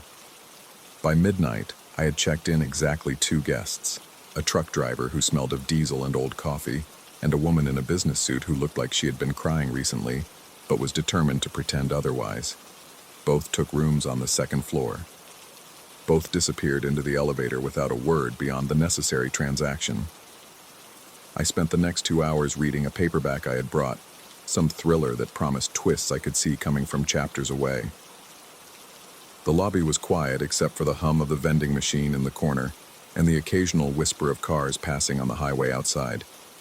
The windows were tinted, turning the headlights into smeared yellow ghosts that swept across the walls and vanished. At 2:47 a.m., the elevator moved. I noticed it only because the ancient machinery made a sound like a tired sigh whenever it operated, a wheeze of cables and pulleys that seemed to echo through the entire building. I glanced up from my book, watching the brass arrow above the elevator doors. It was pointing at the lobby. Then slowly, it began to climb. 1, 2, 3. It stopped at 3. I stared at the indicator for a long moment, waiting for it to move again. It didn't. After perhaps a minute, I heard the distant sound of doors opening, then closing. Then nothing. I turned back to my book, but the words had become meaningless shapes. I kept glancing at the elevator. The arrow remained fixed at 3. The 3rd floor was empty. I knew this because I had checked the system 3 times already that night, partly out of boredom and partly because the interface was so outdated that navigating it felt like solving a puzzle. 12 rooms on the 3rd floor, all vacant, all marked in the same pale green that indicated availability, and yet someone had gone up there. I told myself it was a glitch. Old buildings had old systems, and old systems did strange things. The elevator probably triggered automatically for maintenance reasons I didn't understand. Or maybe one of the guests from the 2nd floor had pressed the wrong button and gotten off before realizing their mistake. There were explanations. There were always explanations. I went back to my book. At 3:02 a.m., the elevator returned to the lobby. The doors opened with their usual reluctant groan, revealing an empty car. The light inside flickered once, just once, before the doors closed again. I did not go back to my book. Instead, I found myself pulling up the security camera feed on the monitor beside the computer. The system was as ancient as everything else in this place, displaying grainy black and white footage across a grid of 12 small squares. Most showed empty hallways and stairwells. One showed the parking lot, where only 4 cars sat beneath the sickly orange glow of the single working lamppost. And 3 of them, cameras 7, 8, and 9, showed the 3rd floor. The hallway was empty. Of course it was empty. 12 doors, 6 on each side, all of them closed. The carpet was that industrial pattern designed to hide stains, and the walls were painted a color that might have been beige or might have been gray, depending on how much you wanted to believe in the existence of color in a place like this. I watched for 5 minutes. Nothing moved. The footage was so still that I began to wonder if the feed had frozen. But then I noticed the timestamp in the corner, the seconds ticking forward with mechanical patience. I was about to look away when I saw it. Door 307, the one at the far end of the hallway, closest to the emergency exit. It was open. Not open like someone had left it ajar. Open like it had swung wide, revealing nothing but darkness beyond. I hadn't seen it move. One frame it was closed, and the next it simply wasn't. As if the footage had skipped, or as if my eyes had betrayed me. I leaned closer to the monitor, my breath fogging the screen. The darkness in that doorway seemed deeper than it should have been, denser somehow, like it was absorbing the light from the hallway, rather than simply existing in the absence of it. And then, at the very edge of the frame, something moved. It was a shadow. Just a shadow, sliding along the wall opposite the open door. It had no source that I could see, no figure casting it, no explanation for its presence. It moved with a kind of deliberate slowness, stretching and contracting as it traveled down the corridor toward the elevator. I watched it pass. Camera 8, then camera 7. Then it was gone, somewhere in the space between the last camera's view and the elevator itself. The elevator chimed. I turned so fast I knocked my book off the counter. The brass arrow was descending. 3, 2, 1. The doors opened. Empty. The car was empty. But as I stared into that yellowish light, I could have sworn I felt something staring back. Not saw. Felt. A pressure behind my eyes, a prickling at the base of my skull, the unmistakable sensation of being watched by something that did not need eyes to see. The doors closed. The sensation faded, and I was left standing there, my heart beating so hard I could feel it in my teeth. I told myself I was tired. I told myself the mind plays tricks at 3 a.m, that isolation and silence breed phantoms where none exist. I had read about this. Sleep deprivation causing hallucinations, the brain filling in patterns where there were none, the primitive part of the mind that still believed in monsters finding shapes in the darkness because that's what it was designed to do. I believed none of it. I walked to the elevator and pressed the button. The machinery groaned back to life, and I watched the arrow climb. 1, 2, 3. I stepped inside. The car smelled wrong. Not bad exactly. Not the rot or decay that horror movies had taught me to expect. It smelled old, like closed rooms and forgotten wardrobes, like air that had been sitting still for decades, undisturbed by breath or movement or anything that might remind it that time was still passing. I pressed the button for the 3rd floor. The ascent was slow, each floor marked by a subtle jolt that I felt in my knees. The fluorescent light above me hummed in a different pitch than the one at the reception desk, slightly higher, almost like a voice on the edge of forming words. I found myself holding my breath, listening for something I couldn't name. The doors opened. The 3rd floor hallway stretched before me, exactly as it had appeared on the camera. 12 doors, industrial carpet, walls that couldn't decide on a color.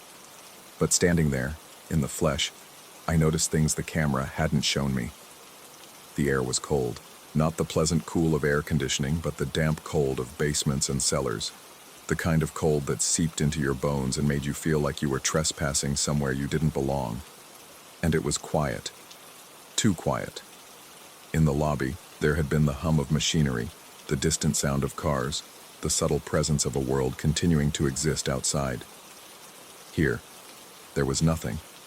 A silence so complete it felt deliberate, as if the floor itself was holding its breath. I took a step forward, then another. My footsteps should have echoed on the hard carpet, but they didn't. The sound was absorbed the moment it was made, swallowed by that impossible silence. Door 307 was closed now. I was certain it had been open on the camera, but here it stood, sealed like all the others, its brass numbers dull under the flickering hallway lights. I reached out and touched the handle. It was warm. Not hot. Warm. Body warm. The kind of warm that suggested someone had been holding it moments before. I pulled my hand back as if I'd been burned, and that's when I heard it. Footsteps.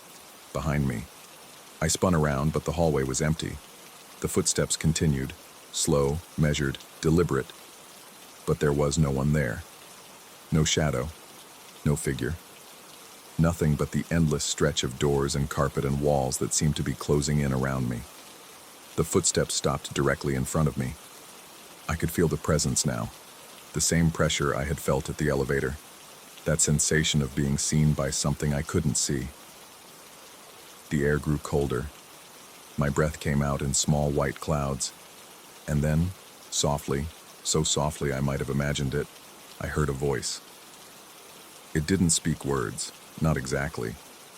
It was more like the memory of words, an impression of language that bypassed my ears and went directly to some deeper part of my brain. It asked a question I couldn't understand but somehow knew the shape of. "Why did you come?" I ran. I don't remember making the decision. One moment I was standing frozen in that hallway, and the next I was in the elevator, slamming the button for the lobby, watching the doors close with agonizing slowness while that presence pressed against the shrinking gap like a hand trying to reach through before it was too late. The doors sealed. The elevator descended. And when I stumbled back into the lobby, gasping for breath, the fluorescent light above the reception desk flickered twice and went still. I sat behind the counter for the rest of my shift, watching the elevator. The arrow never moved again. The cameras showed nothing but empty hallways, and when dawn finally crept through the tinted windows, painting the lobby in shades of gray and gold, I told myself it had been a dream. A waking nightmare brought on by exhaustion and unfamiliarity. But when the day manager arrived at 6, I asked her about the third floor. I tried to sound casual, like I was making conversation rather than searching for answers. She looked at me strangely. There was something in her eyes. Not fear exactly, but recognition. The look of someone who had been asked this question before. She told me the third floor had been closed for renovations 5 years ago. Budget cuts meant the work never got finished. No one was supposed to go up there. The elevator was programmed to skip it entirely. I didn't tell her about the arrow. I didn't tell her about the cameras or the footsteps, or the voice that wasn't quite a voice. I just nodded and collected my things and walked out into the morning light. But as I crossed the parking lot, I couldn't help glancing up at the building. At the third floor windows, a row of dark rectangles against the faded concrete. In one of them, I was almost certain, a curtain moved. I drove home with every light in my car turned on, the radio blaring, anything to fill the silence that had followed me from that hallway. I told myself I wouldn't go back. I told myself I would call the day manager and make up some excuse, some family emergency of my own. But lying in bed that afternoon, sleep refusing to come despite my exhaustion, I found myself thinking about that voice. That question I couldn't understand, but somehow recognized. Why did you come? And worse, the answer that kept echoing in the hollow spaces of my mind. Because you were waiting. I checked my phone. 3 missed calls from the motel. A voicemail from the day manager, her voice clipped and professional. The regular night clerk wasn't coming back. Something about his mother. Something about a sudden decline. They needed someone to cover the shift again. Tonight. And every night after that. I stared at the ceiling, watching shadows crawl across the paint as the afternoon sun shifted through my blinds. The phone felt impossibly heavy in my hand. I already knew I was going to say yes. I already knew I had no choice. Because somewhere in that motel, on a floor that didn't exist in any official record, something was waiting. And it had been waiting for a very long time. And now, whether I wanted to admit it or not, it knew my face. Story 7. The forest has a way of swallowing sound. I learned this on my first solo hike through the Olympic Peninsula, when I stopped to catch my breath and realized I couldn't hear anything. Not birds, not wind, not even the creek I'd been following for the past hour. Just silence, thick and absolute, pressing against my eardrums like cotton soaked in something cold. That was 3 weeks ago. Before I found the cabin, before everything started to slip. I've been hiking these trails for 6 years now. The Pacific Northwest has become my cathedral, my therapy, my escape from the fluorescent purgatory of my office job in Seattle. Every weekend, I drive out to a different trailhead, lose myself in the green maze of Douglas firs and western red cedars, and return on Sunday evening feeling like I've shed a skin. The forest has always felt safe to me. Vast and indifferent, yes, but safe in its indifference. It didn't care about me, and there was comfort in that. The day I found the cabin, I had veered off the main trail to follow what looked like an old logging path. The October fog hung low between the trees, turning the world into something out of a dream. Soft edges, muted colors. The kind of light that makes you feel like you're walking through a photograph that's starting to fade. I'd been hiking for about 4 hours when the path opened into a small clearing, and there it was. A cabin, old, clearly abandoned, its wooden walls darkened to the color of wet bark. The roof sagged in the middle like a tired spine, and the single window facing me was clouded with decades of grime. Moss crept up the foundation stones, and ferns had colonized the narrow porch. It looked like the forest was slowly digesting it, pulling it back into the earth 1 inch at a time. I should have kept walking. I know that now. But curiosity has always been my weakness, that itch in the back of my skull that won't stop until I scratch it. I told myself I was just going to peek inside, maybe take a few photos for the hiking forum I frequented. Urban exploration light. Nothing dangerous. The door wasn't locked. It wasn't even fully closed. It hung slightly ajar, as if someone had left in a hurry and never bothered to pull it shut behind them. The hinges screamed when I pushed it open, a sound that seemed to echo far longer than it should have in that small space. Inside, the air was thick with the smell of rot and something else. Something almost sweet, like overripe fruit or flowers left too long in a vase. Dust motes drifted in the weak light that filtered through the dirty window, moving in patterns that seemed almost deliberate, almost like they were spelling something I couldn't quite read. The cabin was a single room. A rusted iron bed frame occupied one corner, its mattress long since consumed by mice or time or both. A wooden table stood in the center, surrounded by 2 chairs that looked like they might collapse if you breathed on them too hard. Shelves lined one wall, cluttered with objects I couldn't immediately identify. Jars filled with murky liquid, bundles of dried herbs, what looked like animal bones arranged in careful rows. But it was the photograph that stopped me cold. It sat on the table, propped against an empty bottle, and even through the layer of dust that covered it, I could see the face clearly. A man, maybe 50 or 60, standing in front of this very cabin. He wore old-fashioned clothes, suspenders, a collarless shirt, heavy boots caked with mud. His expression was neutral, almost blank, but his eyes seemed to follow me as I moved closer. He looked like me. Not exactly like me.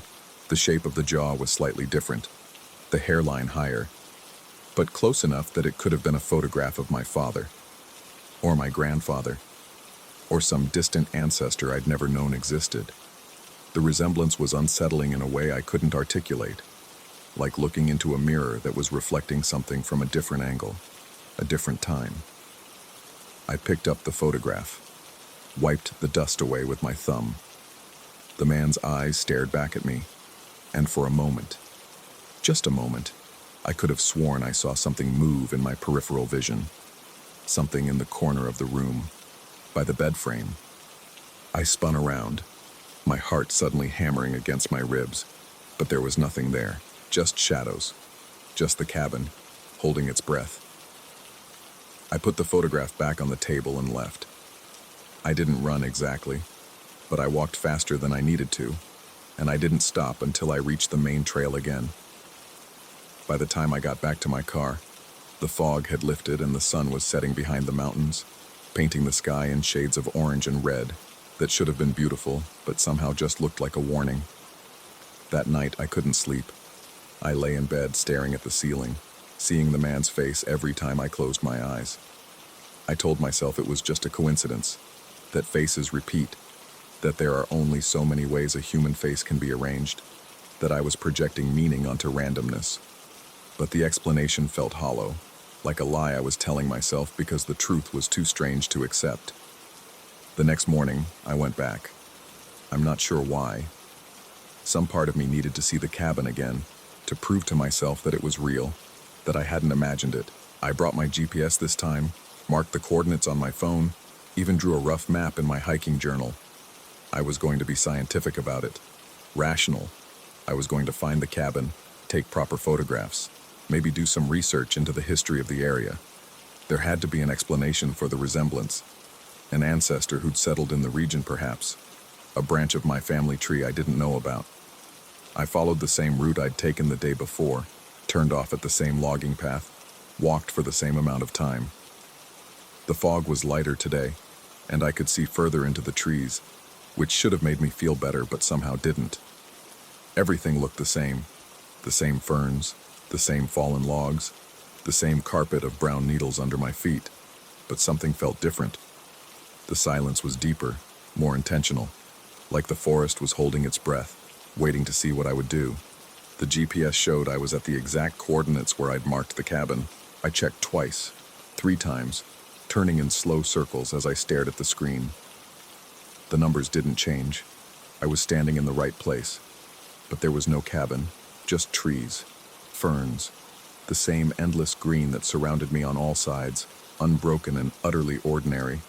No clearing, no sagging roof, no moss-covered walls. Nothing to suggest that anyone had ever built anything here, ever lived here, ever existed here at all. I spent 2 hours searching. I walked in expanding circles, checked my GPS constantly, retraced my steps to make sure I hadn't made a wrong turn somewhere. Nothing. The cabin had vanished, or more accurately, it had never been there in the first place. Except I knew it had. I had touched the door, smelled the rot, held the photograph in my hands. I had felt the dust on my fingers, seen the way the light fell through that grimy window. It was real. It had to be real. I drove home in a daze, my mind churning with explanations that didn't explain anything. Maybe I'd marked the wrong coordinates. Maybe I'd been more disoriented than I thought. Maybe the fog had played tricks on my sense of direction. The rational part of my brain clung to these possibilities like a drowning man clinging to driftwood, but another part, a deeper, older part, knew they were lies. Something was wrong. Something was very, very wrong. A week passed. I tried to forget about the cabin, to convince myself it had been some kind of stress-induced hallucination. Work was demanding, my sleep was erratic. It wasn't impossible that my mind had played a trick on me. I almost believed it. Then came the second hike. It was a different trail, 20 miles south of where I'd found the cabin, or hadn't found it, or whatever verb applied to a place that existed and didn't exist simultaneously. I'd chosen it specifically because it was far away, because I wanted to put distance between myself and whatever had happened. The day was clear and cold, the kind of late autumn weather that makes everything feel sharp and real, and for the first few hours, I felt almost normal, almost like myself again. I found the cabin at the bottom of a ravine. I wasn't even looking for it. I had stopped to drink some water and adjust my pack, and when I looked up, there it was, the same sagging roof, the same darkened wood, the same moss creeping up the foundation stones. It was impossible. It was 20 miles from where it should have been, in terrain that looked nothing like the clearing I'd found before. But it was the same cabin. I knew it the way you know your own face in a mirror, without thinking, without doubt. My legs carried me toward it before my brain could object. The porch steps creaked under my weight, the same creak, I was sure of it, and the door hung slightly ajar, just as it had before. The smell hit me as soon as I stepped inside, rot and sweetness, decay and something almost alive underneath it all. The photograph was on the table. I walked toward it slowly, each step feeling like I was moving through water, through honey, through something thick and resistant that didn't want to let me go. My hand shook as I reached for it, lifted it, turned it toward the light. The man was still there. The same face, the same blank expression, the same eyes that seemed to follow me. But he wasn't wearing the old-fashioned clothes anymore. He was wearing my jacket. The green Gore-Tex jacket I'd been wearing the day I first found the cabin. And he was standing in front of this same cabin, in this same pose, but the background was different. The trees were arranged differently. The light was coming from a different angle. Like the photograph had been taken yesterday. Like he had been waiting for me to come back so he could show me what he'd become. What I'd become. I dropped the photograph. It hit the floor with a sound that was too loud, too final, and I stumbled backward until my shoulders hit the wall. My breath came in short, ragged gasps. This wasn't possible. None of this was possible. Photographs don't change. Cabins don't move. Men who've been dead for a century don't update their wardrobes. And yet, I forced myself to pick up the photograph again, forced myself to look at it, really look at it, to find some detail that would prove I was wrong, that this was a different picture, a different man, a different cabin. But there was nothing. Just my face. Not quite my face, but close enough, staring back at me from a moment that hadn't happened yet, or had always been happening, or was happening right now in some layer of time I couldn't see. The light in the cabin was changing. I hadn't noticed it at first, but the shadows were longer than they should have been, darker, more solid. The corners of the room seemed to be pulling away from me, stretching into distances that didn't match the cabin's small dimensions. And there was a sound now, not silence anymore, but something worse. A low, rhythmic pulse, like a heartbeat, coming from somewhere beneath the floor. I ran. I don't remember leaving the cabin, don't remember climbing out of the ravine or finding the trail again. I just remember running, branches whipping my face, my lungs burning, my legs pumping with a terror that felt older than I was, more primal, something inherited from ancestors who had learned to fear the dark things that lived in forests like this one. By the time I reached my car, the sun was setting again. I sat in the driver's seat for a long time, shaking, trying to make my hands steady enough to turn the key. When I finally looked in the rearview mirror, I saw my own face, pale, wild-eyed, smeared with dirt and sweat. And for one horrible moment, I wasn't sure if it was me or him looking back. That was 2 weeks ago. I haven't been hiking since. I've barely left my apartment. I spend my days at work, going through the motions, and my nights lying awake, listening for sounds that aren't there. Sometimes I think I hear it, that heartbeat pulse, faint but persistent, coming from somewhere in the walls or under the floor or inside my own head. I don't know anymore. I can't tell the difference. The photograph is in my dresser drawer. I took it with me when I ran. I don't know why. Instinct, maybe, or the irrational hope that having it would somehow give me control over whatever was happening. I've looked at it a dozen times since then, and every time the man is wearing something different. My blue sweater, my gray hoodie, the shirt I wore to my sister's birthday party last year. Always my clothes, always my cabin, always those eyes that are mine and not mine, watching me from across a distance I can't measure. I've started to wonder if I'm the one who's changing. If every time I look at the photograph I become a little more like him, or he becomes a little more like me, until eventually there's no difference at all. Until I walk into the forest one day and never come out, and some hiker years from now finds a cabin that wasn't there before, finds a photograph of a man who looks just like him, and the whole thing starts again. Last night, I dreamed I was standing in the cabin, not as a visitor, but as someone who belonged there, who had always belonged there. The photograph was in my hands, but when I looked at it, the frame was empty. Just a blank square of faded paper where a face should have been. And when I looked up at the window, I saw a man standing outside, peering in through the dirty glass. He was wearing my jacket. I woke up with the taste of rot in my mouth and the certainty that something had changed while I was sleeping. I didn't want to look, but I couldn't stop myself. I walked to the dresser, opened the drawer, and pulled out the photograph with hands that felt like they belonged to someone else. The man was gone. The cabin was still there, the trees, the moss-covered stones. But where he had been standing, there was only empty space, a gap in the image where a person used to be. I looked at my reflection in the mirror above the dresser. I was still there, still me. But my eyes looked different, older, blanker, like they were waiting for something. I don't know what happens next. I don't know if the cabin will find me again, or if I'll find it, or if the distinction even matters anymore. All I know is that the forest is patient. It has been waiting for a long time, and it knows how to swallow things, sounds, paths, people, without leaving a trace.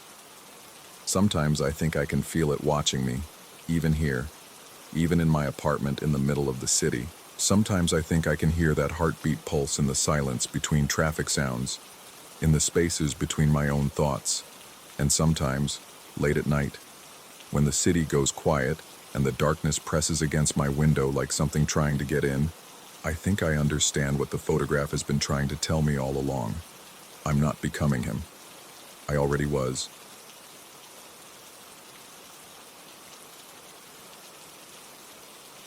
Story 8.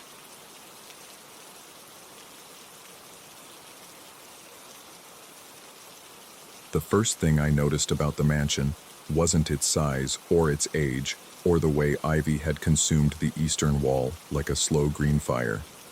It was the silence. The kind of silence that presses against your eardrums, that makes you hyper-aware of your own breathing, your own heartbeat, the wet click of your throat when you swallow. The kind of silence that feels inhabited. The owner met me at the wrought iron gate on a Tuesday morning in late October. He was older than I'd expected, somewhere past 70, with the papery skin and deliberate movements of a man who had learned to conserve his energy. His handshake was dry and brief, and he spoke in clipped sentences that seemed designed to end conversations rather than sustain them. "You come highly recommended," he said, leading me up the gravel path. "I need discretion, craftsmanship, someone who won't ask unnecessary questions." I told him I was all three. The mansion itself was a Victorian nightmare. 3 stories of dark brick and gabled windows, wraparound porches that sagged in places, chimneys that had crumbled into decorative stumps. Inside, the air smelled of dust and something else, something organic and faintly sweet, like rotting flowers. The wallpaper was peeling in long strips. The floorboards groaned with every step, and I could hear things scuttling in the walls. Mice, probably, or squirrels. The kind of wildlife that claims abandoned spaces. He walked me through the ground floor, pointing out water damage, structural concerns, sections where the plaster had given way entirely. I took notes on my tablet, photographed problem areas, asked about permits and timelines and budgets. He answered everything with that same clipped efficiency, never offering more information than strictly necessary. Then we reached the hallway on the second floor. It was narrower than the others, lit by a single window at the far end that let in a rectangle of gray light. The walls here were different, darker, paneled in some wood I didn't recognize. And at the end of the hallway there was a door. Heavy oak, reinforced with iron bands, the kind of door you'd expect to find on a vault or a prison cell. It had no handle, only a keyhole the size of my thumbnail. "This room," he said, and for the first time his voice changed. Something entered it. Not quite fear, not quite reverence, but something adjacent to both. "This room is not part of the renovation. You are not to enter it. You are not to open this door. You are not to touch this door. Do you understand?" I understood. Or at least, I thought I did. Rich people have their eccentricities. Maybe it was a family shrine, or a collection of something valuable, or something illegal. I'd learned long ago not to pry into the private lives of clients who paid well and on time.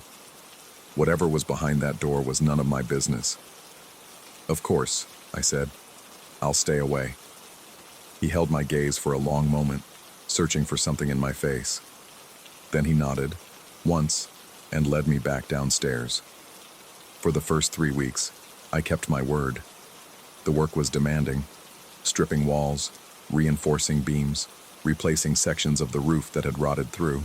I hired a small crew, 3 men I'd worked with before, and we established a rhythm. In by 7, out by 5, lunch on the back porch where we could see the overgrown garden and the stone wall that marked the property's edge.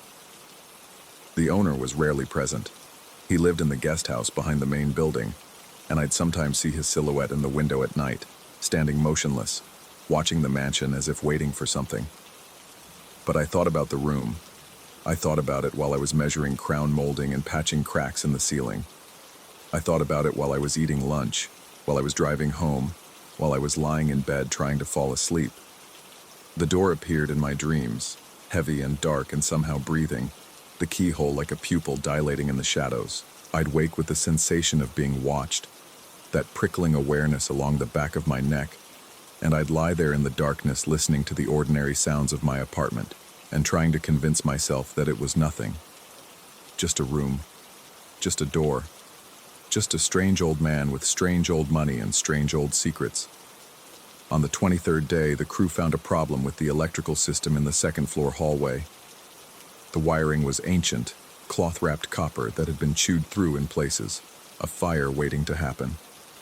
I sent them home early and stayed behind to assess the damage, to trace the wires back to their source. The trail led me to the end of the hallway, to the door. I stood there for what felt like an hour, though it was probably only minutes. The gray light from the window had faded to a dim purple. Shadows gathered in the corners, thickening like something alive. And from behind the door, I heard, or thought I heard, a sound, a soft, rhythmic tapping, like fingernails on glass. I told myself it was pipes, or wind, or an animal trapped in the walls. I told myself a lot of things in the days that followed, and none of them were true. That night, I found the key. It was in a drawer in the study, hidden beneath a stack of yellowed papers, birth certificates, property deeds, documents in languages I didn't recognize. A small iron key, corroded with age, but unmistakably the right size for that keyhole. I don't remember deciding to take it. I only remember the weight of it in my palm, the way it seemed to pulse with a faint warmth, as if it had been waiting for me to find it. The room was lined with mirrors, floor to ceiling, wall to wall, mirrors that reflected mirrors that reflected mirrors, an infinite regression of surfaces that seemed to swallow the beam of my flashlight and scatter it into 1,000 fractured stars. The air inside was cold, unnaturally cold, the kind of cold that has nothing to do with temperature and everything to do with absence, an absence of warmth, an absence of life, an absence of something I couldn't name. I stood in the center of the room and watched myself multiply into eternity. Hundreds of me, thousands of me, stretching backward into an infinite corridor of glass and shadow. My reflection did exactly what I did, raised its hand when I raised mine, turned its head when I turned mine, breathed when I breathed. Then I found the light switch. The fluorescent tubes buzzed to life overhead, flooding the room with harsh white light. And in that moment, I saw what the mirrors really showed. It was me. Unmistakably, irrefutably me. The same face, the same build, the same clothes I was wearing. But wrong. The reflection shirt was torn at the shoulder, exposing skin that was mottled with bruises I didn't have. There was a cut along its jawline, partially healed, scabbed over with dried blood. Its left eye was swollen, the skin around it a deep purple black, and the way it stood, hunched, protective, as if anticipating a blow that hadn't yet fallen, was nothing like the way I stood. I touched my face. The reflection touched its face. The movements were synchronized, perfect, but the images didn't match. I turned off the lights, turned them back on. The reflection remained the same, battered, wounded, watching me with eyes that seemed to hold a knowledge I didn't possess. A warning, or maybe a promise. I fled the room. I locked the door behind me. I drove home at twice the speed limit, my hands shaking on the wheel, my breath coming in ragged gasps. And I told myself it was a trick of the light, a hallucination brought on by stress, by lack of sleep, by the oppressive atmosphere of that decaying mansion. I told myself I wouldn't go back. But I did go back. The next morning, I went back, because I had a job to finish and a reputation to maintain. And when I arrived, I found the first mark, a bruise on my left forearm, small, circular, the size of a fingerprint. I didn't remember how I'd gotten it. I didn't remember bumping into anything, catching myself on any sharp edges. But there it was, purple-blue against my skin, exactly where the reflection had shown a similar mark. Coincidence, I told myself. I'm a contractor. I get bruises all the time. 2 days later, I woke up with a cut on my palm. A thin red line across the meat of my thumb, shallow but unmistakable. I checked the mirrors in my bathroom. Normal reflections, nothing unusual. But I couldn't shake the memory of that other reflection, the one in the room that watched, and the wound I'd seen on its hand. The crew began to notice changes.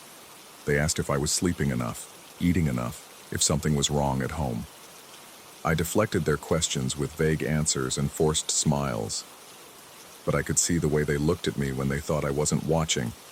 The concern, the confusion, the slowly dawning suspicion that something was deeply, fundamentally wrong.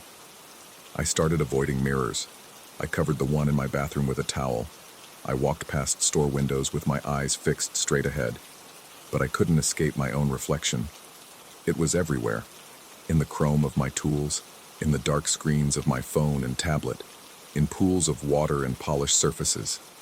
And every time I caught a glimpse of myself, I'd freeze, searching for discrepancies, for wounds that didn't belong, for the face of the battered stranger who was slowly becoming me. A week after I first entered the room, I returned. I needed to understand. I needed to know if the reflection had changed, if the wounds had progressed, if whatever was happening to me was accelerating or stabilizing or, God help me, reversing. I waited until the crew had gone, until the owner's silhouette had retreated from the guest house window, until the mansion settled into that deep and suffocating silence I'd come to dread. The door opened easily. The room was exactly as I'd left it. Mirrors upon mirrors, cold air, the faint smell of something I couldn't identify. I found the light switch. The reflection that stared back at me was worse. The bruises had multiplied, spread, deepened into angry shades of purple and black.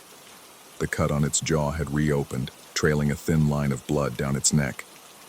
One of its arms hung at an odd angle, as if the shoulder had been dislocated. And its eyes were the worst part.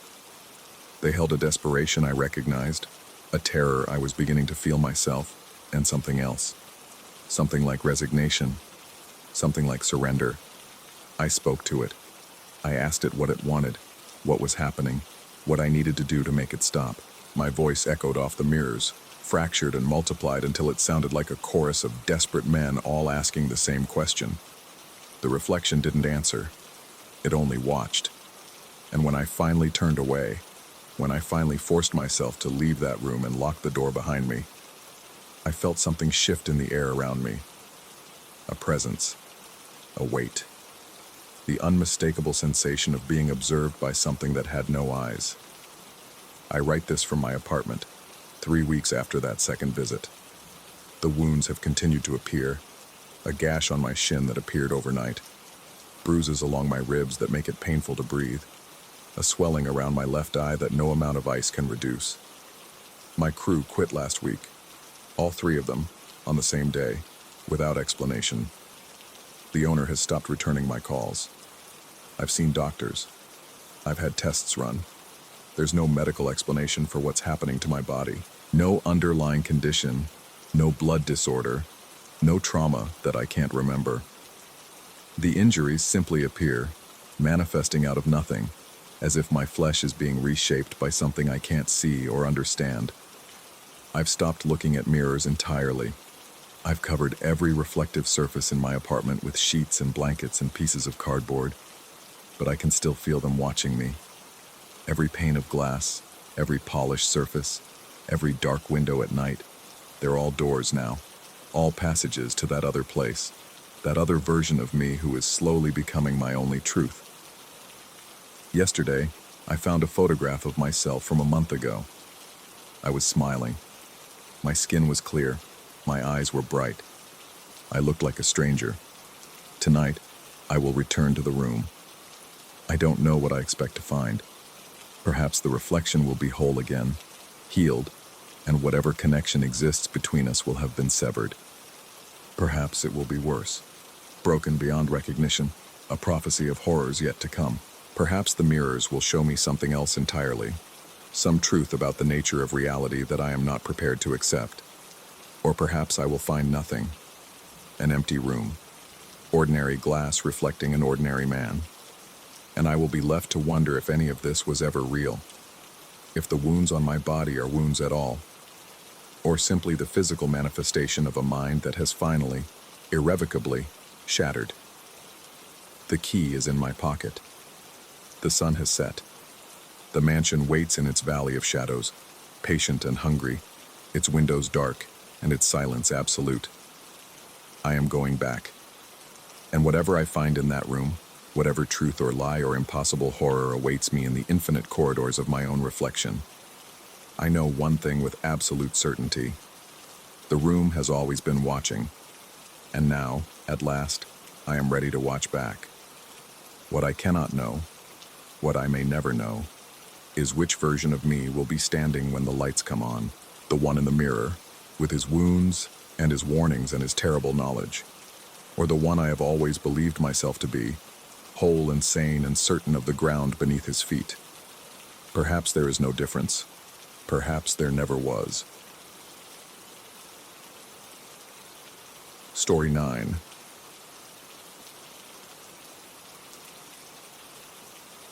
The smell reached me first. Something between burnt copper and wet stone, a scent that seemed to coat the inside of my throat before I could even process what I was breathing. It drifted down from the third floor like an uninvited guest, settling into the hallways of my building with the persistence of a stain that refuses to fade. I've owned this building for 11 years. 4 floors, 16 apartments, mostly graduate students and young professionals who keep to themselves and pay their rent on time. I know every creak of these stairs, every temperamental radiator, every draft that sneaks through the windows when November winds blow off the lake. This building and I have an understanding, or at least we did. The man arrived in August. He came to my office on a Tuesday afternoon, unremarkable in every way that should have made him forgettable. Medium height, medium build, brown hair that might have been gray at the temples, or might have been a trick of the light. His face was the kind you'd struggle to describe to a police sketch artist. Features that seemed to shift slightly whenever I looked away, as if my memory couldn't quite hold on to them. He wore a dark coat despite the heat, buttoned to the throat. He wanted apartment 3C, specifically 3C. When I mentioned that 3B was also available, larger, better light, same price, he simply repeated his request as if I hadn't spoken. His voice carried a faint accent I couldn't place, something that elongated certain vowels and clipped others short. Eastern European, perhaps, or something older. Then he did something no tenant has ever done in my 11 years as a landlord. He paid the full year's rent in advance. Cash. Crisp bills that smelled faintly of that same burnt copper scent, though I dismissed it at the time as my imagination working overtime. He asked for no receipt, no lease explanation, nothing.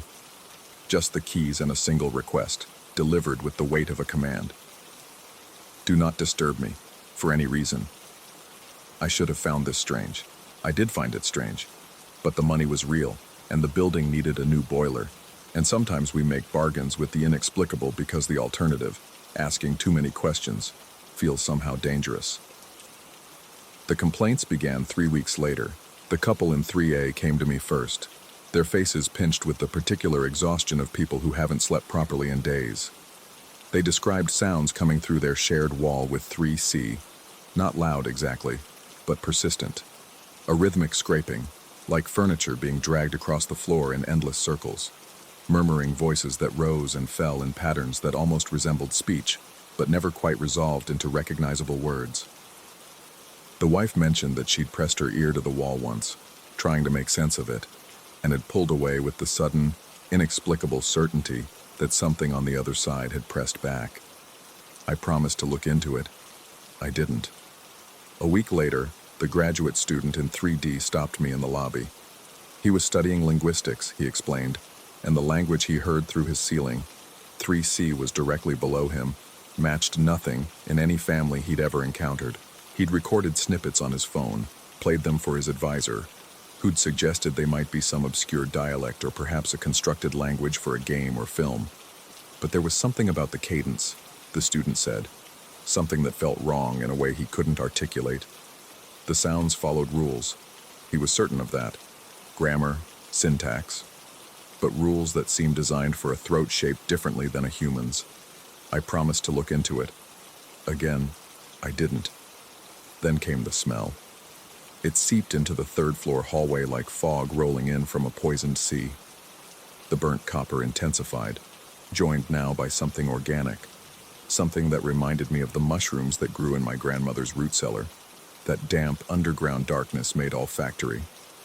The elderly woman in 3B, who had lived in the building longer than I'd owned it, told me through her barely cracked door that she'd started sleeping with a towel pressed against the gap beneath her entrance. She didn't look at me when she spoke. She looked past me, toward 3C, and I noticed her hands trembling against the door frame. "Something's wrong in there," she whispered. "Something's growing." That night, I stood outside apartment 3C for the first time since handing over the keys. The door looked the same as every other door in the building, wooden, painted the same institutional beige, numbered with the same brass fixtures. But the air around it felt different, thicker. The smell was strongest here, of course, almost visible, almost textured. I raised my hand to knock, then stopped. Through the door, I heard footsteps. Not the ordinary footsteps of a man moving through his home. These were synchronized, rhythmic, like a march, but with too many feet. They moved in patterns across the floor, back and forth, and beneath them, that murmuring voice continued its alien liturgy. I went back to my apartment and didn't sleep. The following weeks carved themselves into my consciousness like water wearing grooves into stone. I became hyper-aware of the third floor, attuned to it in ways that felt unhealthy, obsessive. I'd find myself pausing on the stairs, listening. I'd wake at 3 in the morning, certain I'd heard that rhythmic scraping directly above my bedroom. Impossible since my apartment was on the first floor. The smell began appearing in places it shouldn't. My car, my office downtown, the grocery store 3 blocks away. I'd catch whiffs of it and spin around, expecting to see that forgettable face with its sliding features. But there was never anyone there. The other tenants stopped complaining. This should have been a relief. Instead, it felt like surrender. I began watching the building's entrance obsessively, noting every person who came and went. I never saw the man from 3C leave. Not once. No deliveries arrived for him. No mail accumulated in his box. It was as if he'd checked into my building and simply ceased to exist as a physical being who required food, sunlight, human contact. My wife noticed the change in me before I did. She said I'd become distant, distracted. She said I muttered in my sleep now. Fragments of something that sounded like words but weren't. She said I'd started scratching at my arms without realizing it, leaving red tracks across my skin like I was trying to dig something out. I told her about the tenant, about the sounds and the smell and my growing conviction that something was deeply, fundamentally wrong in apartment 3C. She listened with the patient expression of someone humoring a loved one's irrationality. "Then check on him," she said finally. "You're the landlord. You have every right." She was correct, of course. I had a spare key. I had legal justification. The complaints, the smell, the potential health hazard. I had every rational reason to open that door and confirm that my fears were baseless, that the man in 3C was simply eccentric, that the sounds were a television, and the smell was incense, and the footsteps were exercise routines performed at odd hours. But I didn't go. Not yet. Because some part of me, the part that still remembered my grandmother's warnings about doors that shouldn't be opened and thresholds that shouldn't be crossed, understood that some confirmations come at a cost too high to pay. I finally entered on a Thursday afternoon in late October. The building was quiet. The other third-floor tenants were at work or class or wherever people went when they weren't trapped in the orbit of something they couldn't name. I stood outside 3C with the spare key sweating in my palm, listening. Silence. No scraping. No murmuring. No synchronized footsteps. For the first time in weeks, apartment 3C was completely, utterly still. I knocked first. 3 sharp raps that echoed down the empty hallway. Nothing.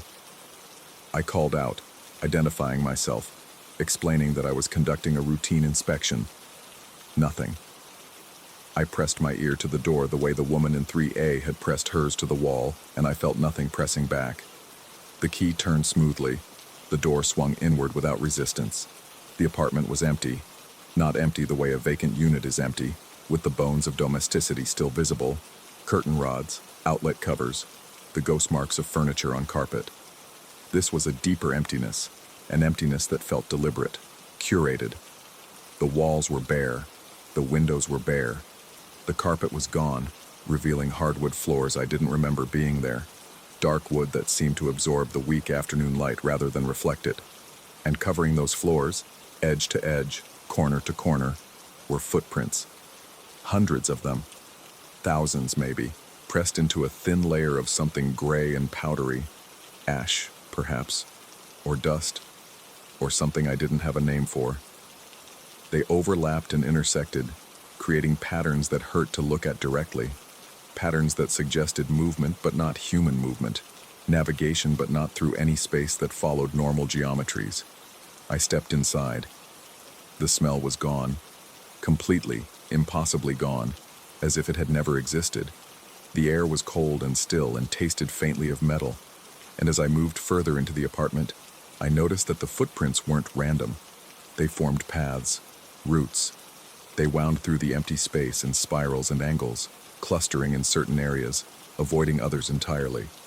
And at the center of the living room, where the paths converged, was a single clear space, a circle perhaps 3 feet in diameter where no footprints touched, where the dark wood gleamed bare and untouched. I stood at the edge of that circle for a long time. I don't know how long.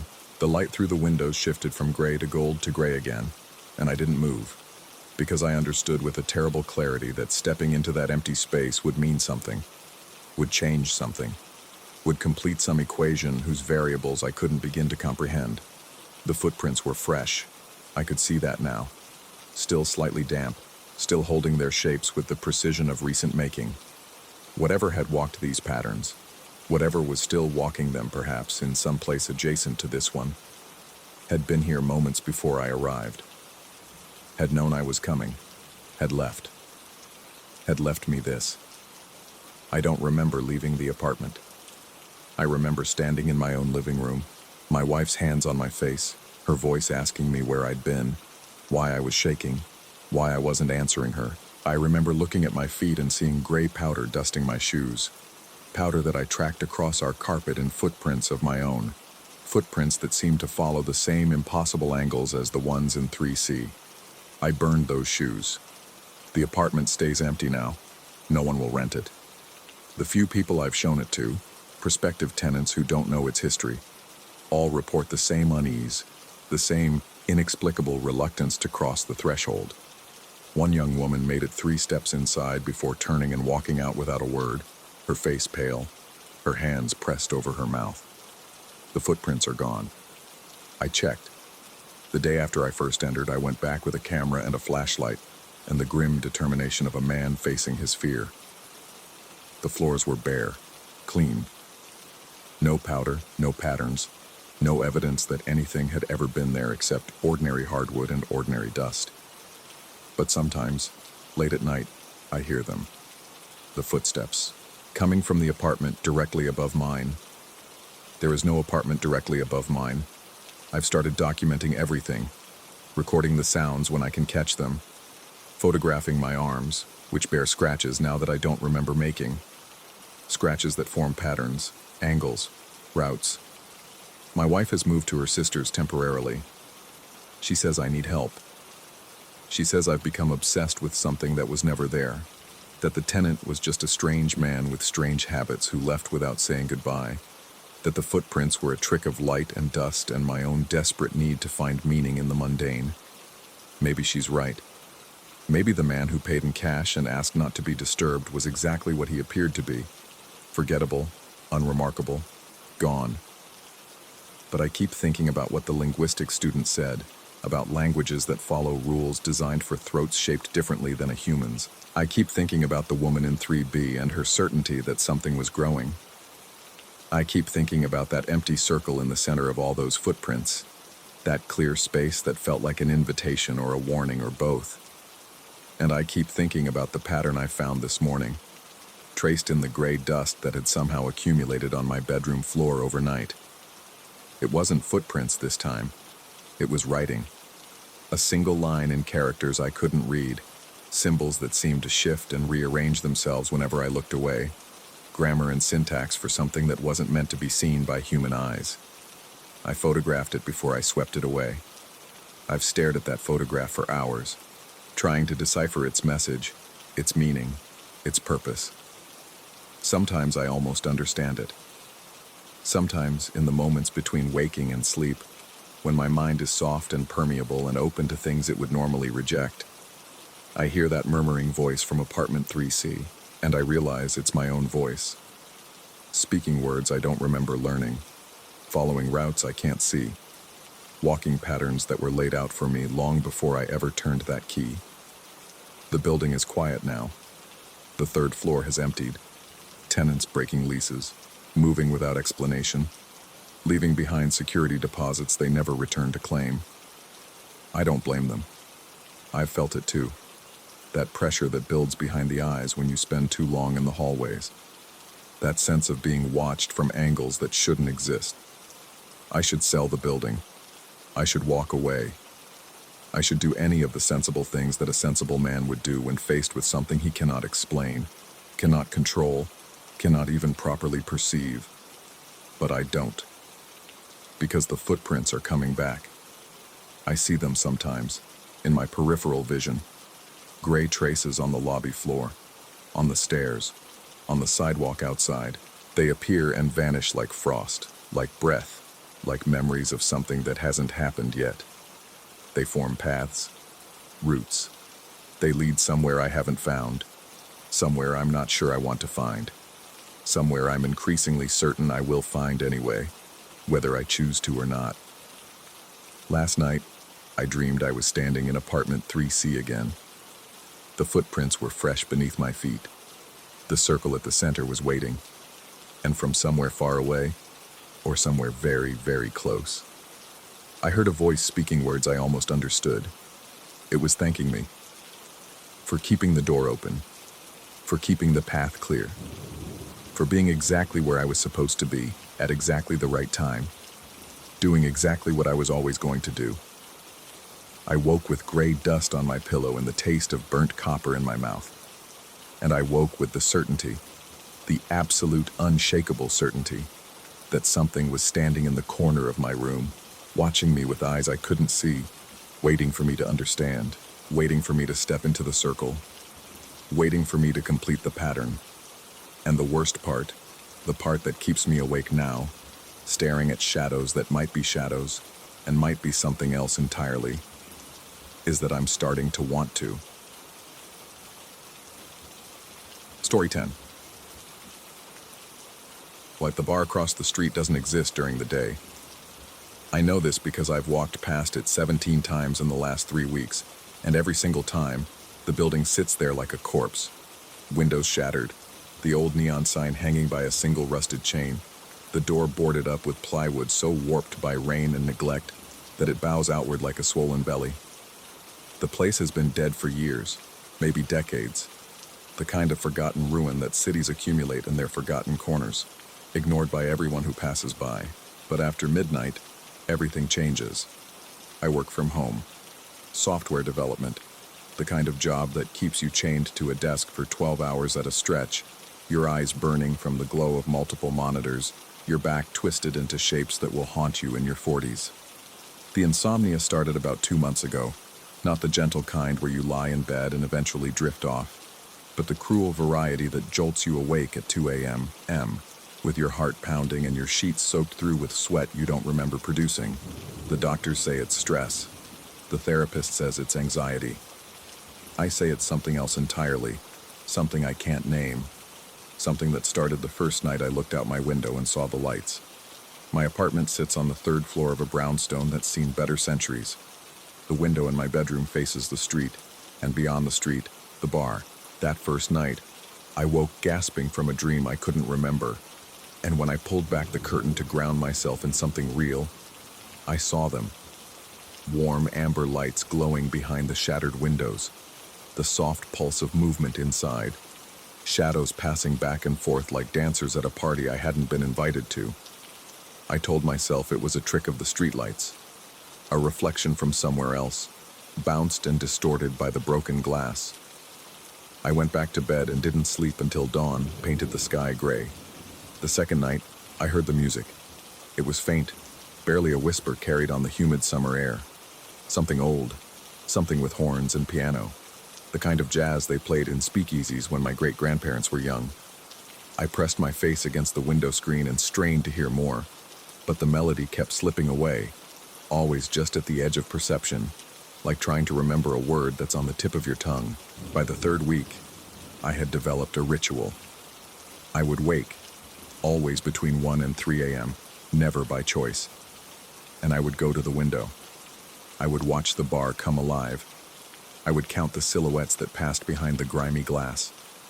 I would try to make out faces, features, anything that might tell me who these people were and why they gathered in a building that shouldn't be able to hold anyone. The silhouettes never resolved into anything clear. They remained suggestions of human forms, outlines without substance, moving with a fluidity that seemed almost liquid. Sometimes they appeared to be dancing. Sometimes they simply stood, facing the windows, facing me, as if they knew I was watching. I started keeping a notebook. Times, observations, anything that might help me understand what I was seeing. The lights always appeared between 12:47 and 1:15 a.m. They always went dark by 4:30, sometimes earlier. The music, when I could hear it, followed no pattern I could discern. Some nights it was lively, almost celebratory. Other nights it was slow and mournful, the kind of sound that makes you think of empty chairs at dinner tables, of phone calls that never come. Last Tuesday, I finally decided to cross the street. I had been watching for 43 minutes. The bar was particularly active that night, more shadows than I had ever counted before, all of them moving in what looked like some kind of coordinated pattern. A dance, perhaps. A ritual. The music was louder too, loud enough that I could almost make out individual instruments, a trumpet, a standing bass, the delicate tinkle of a piano playing something in a minor key. I put on my shoes. I didn't bother changing out of my pajamas. The street was empty at that hour, the kind of empty that cities achieve only in those liminal hours between very late and very early, when even the insomniacs have given up and the early risers haven't yet begun. My footsteps echoed off the pavement as I crossed, each step feeling heavier than the last, as if the air itself was thickening around me, pushing back. I stopped on the sidewalk in front of the bar. The silence hit me like a physical force. From my window, I had heard music. I had seen lights, movement, life. But standing there, close enough to touch the crumbling brick facade, there was nothing. The windows were dark. The building was silent. The plywood over the door hung exactly as it always had, undisturbed, thick with dust and the accumulated grime of years of abandonment. I turned around, and there, reflected in the window of the building behind me, a laundromat, closed for the night, its plate glass window dark and mirror-like in the streetlight. I saw the bar as I had seen it from my bedroom. Lights blazing, shadows moving, and in the doorway, standing just inside the threshold, a figure that seemed to be looking directly at me. I ran. I didn't stop until I was back in my apartment, door locked, deadbolt thrown, chain secured. I stood with my back against the wall, breathing hard, trying to convince myself that what I had seen was impossible. A reflection of a reflection, maybe. Some trick of light and angle and my own sleep-deprived brain, desperate to make patterns out of random noise. But I couldn't stop thinking about that figure in the doorway, the way it had stood so still while everything else moved around it, the way it seemed to be waiting. The next night I tried again. This time I brought my phone. I filmed the bar from my window first, capturing the lights, the movement, the ghostly suggestion of music that my microphone barely registered as a faint hiss. Then I crossed the street, keeping my camera running, narrating my observations in a whisper that felt too loud in the empty night. The same thing happened. As I approached, the bar went dark. As I turned around, the reflection showed me everything I couldn't see directly. The lights, the shadows, the figure in the doorway, closer now, standing on what should have been the threshold between inside and out. I watched myself watching it. In the reflection, I could see my own back, my phone raised, the glow of my screen a pale blue ghost in the darkness. And behind me, or rather, in front of me, in the reflection, the figure raised one hand in what might have been a wave, or a beckoning, or a warning. I didn't run this time. I stood there, frozen, watching the reflected scene play out like a movie projected onto glass. The figure stepped forward, crossing the threshold, moving out onto the reflected sidewalk. It moved wrong, I realized. Not like a person walks, with the thousand small adjustments of balance and momentum, but smoothly, gliding, as if it were being pushed across a stage on hidden wheels. When I finally found the strength to move, I turned around slowly, keeping my phone up, still recording.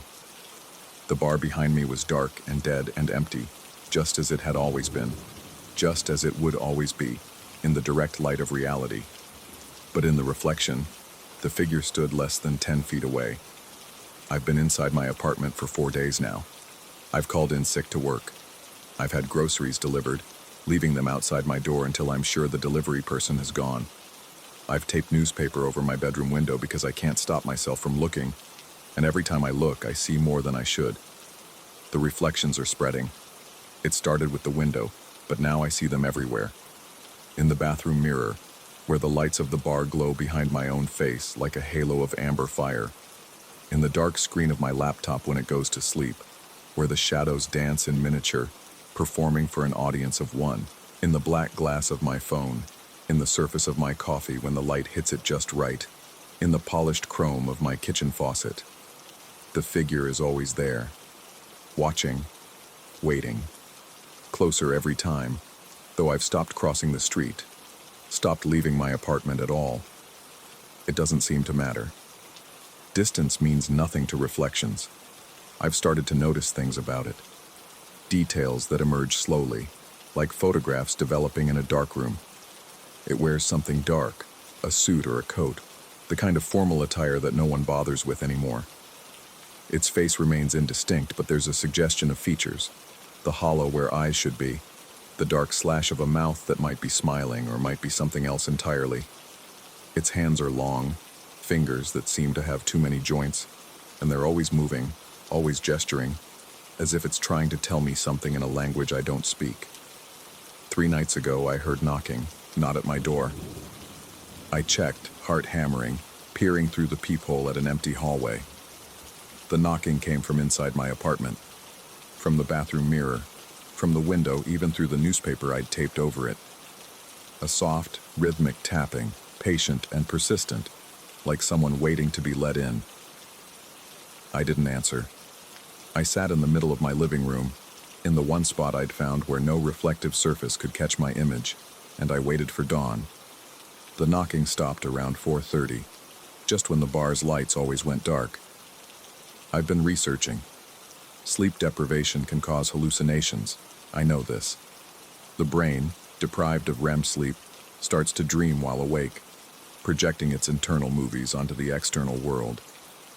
Everything I'm seeing could be explained by my own misfiring neurons, my exhausted mind creating patterns and presences where none exist. But that doesn't explain the photos. I went through the footage I recorded that night on the sidewalk. Most of it is dark, blurry, the kind of shaky amateur video that reveals nothing. But there's one frame, just one, lasting less than a second, where the reflection in the laundromat window shows something my eyes shouldn't have been able to see. The bar, the lights, the figure, and next to the figure, barely visible in the amber glow, another shape. Smaller, dimmer, but unmistakably present. It looked like me. I've stopped sleeping entirely.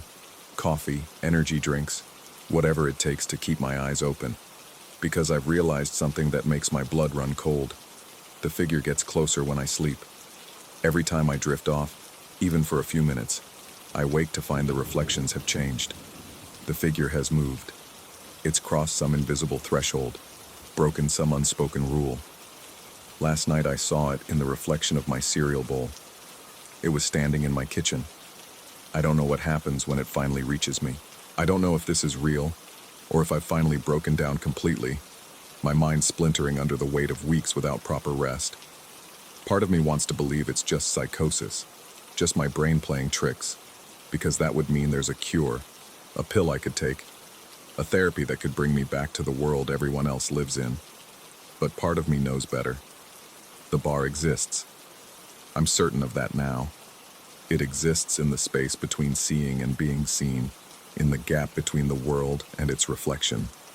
And something lives there, something that has noticed me watching, something that has decided, for reasons I can't begin to understand, that I should join it. Tonight, I'm going to cross the street one more time. I've covered every reflective surface in my apartment, but I can still feel the figure watching. I can still hear the music, fainter now, as if it's moving away from me, or as if I'm meant to follow. The bar's lights will come on in a few hours, and I'll be there, standing on the sidewalk, facing the door that isn't really a door. I've decided I won't turn around this time. I won't look for the reflection. I'll walk forward, through the plywood, through the brick, through whatever barrier separates this world from the one that exists only in glass and shadow. Maybe I'll find answers. Maybe I'll find out what the figure wants, why it chose me, what I saw all those nights from my window. Or maybe I'll become another shadow, another silhouette passing behind broken windows, another presence that exists only when someone else is watching. If you're reading this, and you live in a city, and you've ever noticed a building that seems dead during the day but alive after midnight, don't watch, don't look. And whatever you do, don't cross the street. Because once you see the bar sees you. And what exists in reflections has a way of becoming real. Story 11. The garage door was already open when I pulled into my new driveway for the first time. I remember this detail with absolute clarity because it was the first thing I noticed about the house across the street. Not the beige siding identical to every other home on the block, not the lawn trimmed to regulation height, not the mailbox standing at the exact same angle as mine. No. What caught my attention was that garage door, raised perhaps 2 feet from the ground, creating a horizontal slice of darkness that seemed to swallow the afternoon light. And somewhere within that darkness, I could swear I saw movement, a shape, the suggestion of someone sitting very, very still. I told myself it was nothing, a trick of the light, the exhaustion of a cross-country move settling into my bones. I had driven 14 hours that day, surviving on gas station coffee, and the kind of determination that only comes from running away from something you refuse to name. This suburb was supposed to be my fresh start, a quiet neighborhood where nothing ever happened, where the most exciting event was the weekly garbage collection. The real estate agent had promised me peace. She never mentioned the watcher. The first week passed in a blur of cardboard boxes and furniture assembly. I fell into the mindless rhythm of unpacking, grateful for the distraction it provided. But even as I worked, I found my attention drifting toward the front windows, toward the street outside, toward that house. The garage door remained partially open. Always. Morning, noon, night. That 2-foot gap never changed, never closed, never opened further. And within that darkness, I began to discern more clearly the shape I had glimpsed on my first day. A figure, seated, facing my direction. I rationalized it at first. Perhaps my neighbor was an elderly man who enjoyed watching the street. Perhaps he was disabled, or lonely, or simply eccentric. Suburbs bred eccentricity, I told myself. All that sameness, all that enforced conformity, it had to manifest somewhere, didn't it? Maybe sitting in a dim garage and watching the world pass by was his way of rebelling against the beige monotony. But the figure never moved. Not once. Not to stretch. Not to shift position. Not to scratch an itch or check a phone, or do any of the 1,000 small movements that betray the presence of a living body. He, I had decided it was a he, though I couldn't say why, simply sat there, a dark silhouette against darker darkness, facing my house with what I could only describe as patience. The patience of something that had nowhere else to be, nothing else to do, all the time in the world. By the second week, I had developed a routine. Every morning before my coffee had finished brewing, I would approach my living room window and peer through the blinds. And every morning, Without fail, the garage door would be open, the figure would be seated, and I would feel that cold trickle of unease slide down my spine like ice water. I started timing myself. How long could I stand there, watching, before the discomfort became unbearable? At first, it was only seconds, then minutes. I would stand at my window, coffee growing cold in my hands, staring at that unmoving shape while it stared. I was certain it was staring back at me. The neighbors on either side seemed oblivious. I watched them come and go, loading children into minivans, walking dogs along the sidewalk, waving to each other with the practiced friendliness of people who had long ago forgotten how to be genuinely interested in one another. None of them ever glanced at the house across from mine. None of them seemed to notice the perpetually open garage, the seated figure, the wrongness that radiated from that property like heat from sun-baked asphalt. Was I the only one who could see him? The thought arrived unbidden one night as I lay in bed, unable to sleep, listening to the suburban silence that was somehow louder than any city noise I had ever known. Was I imagining this?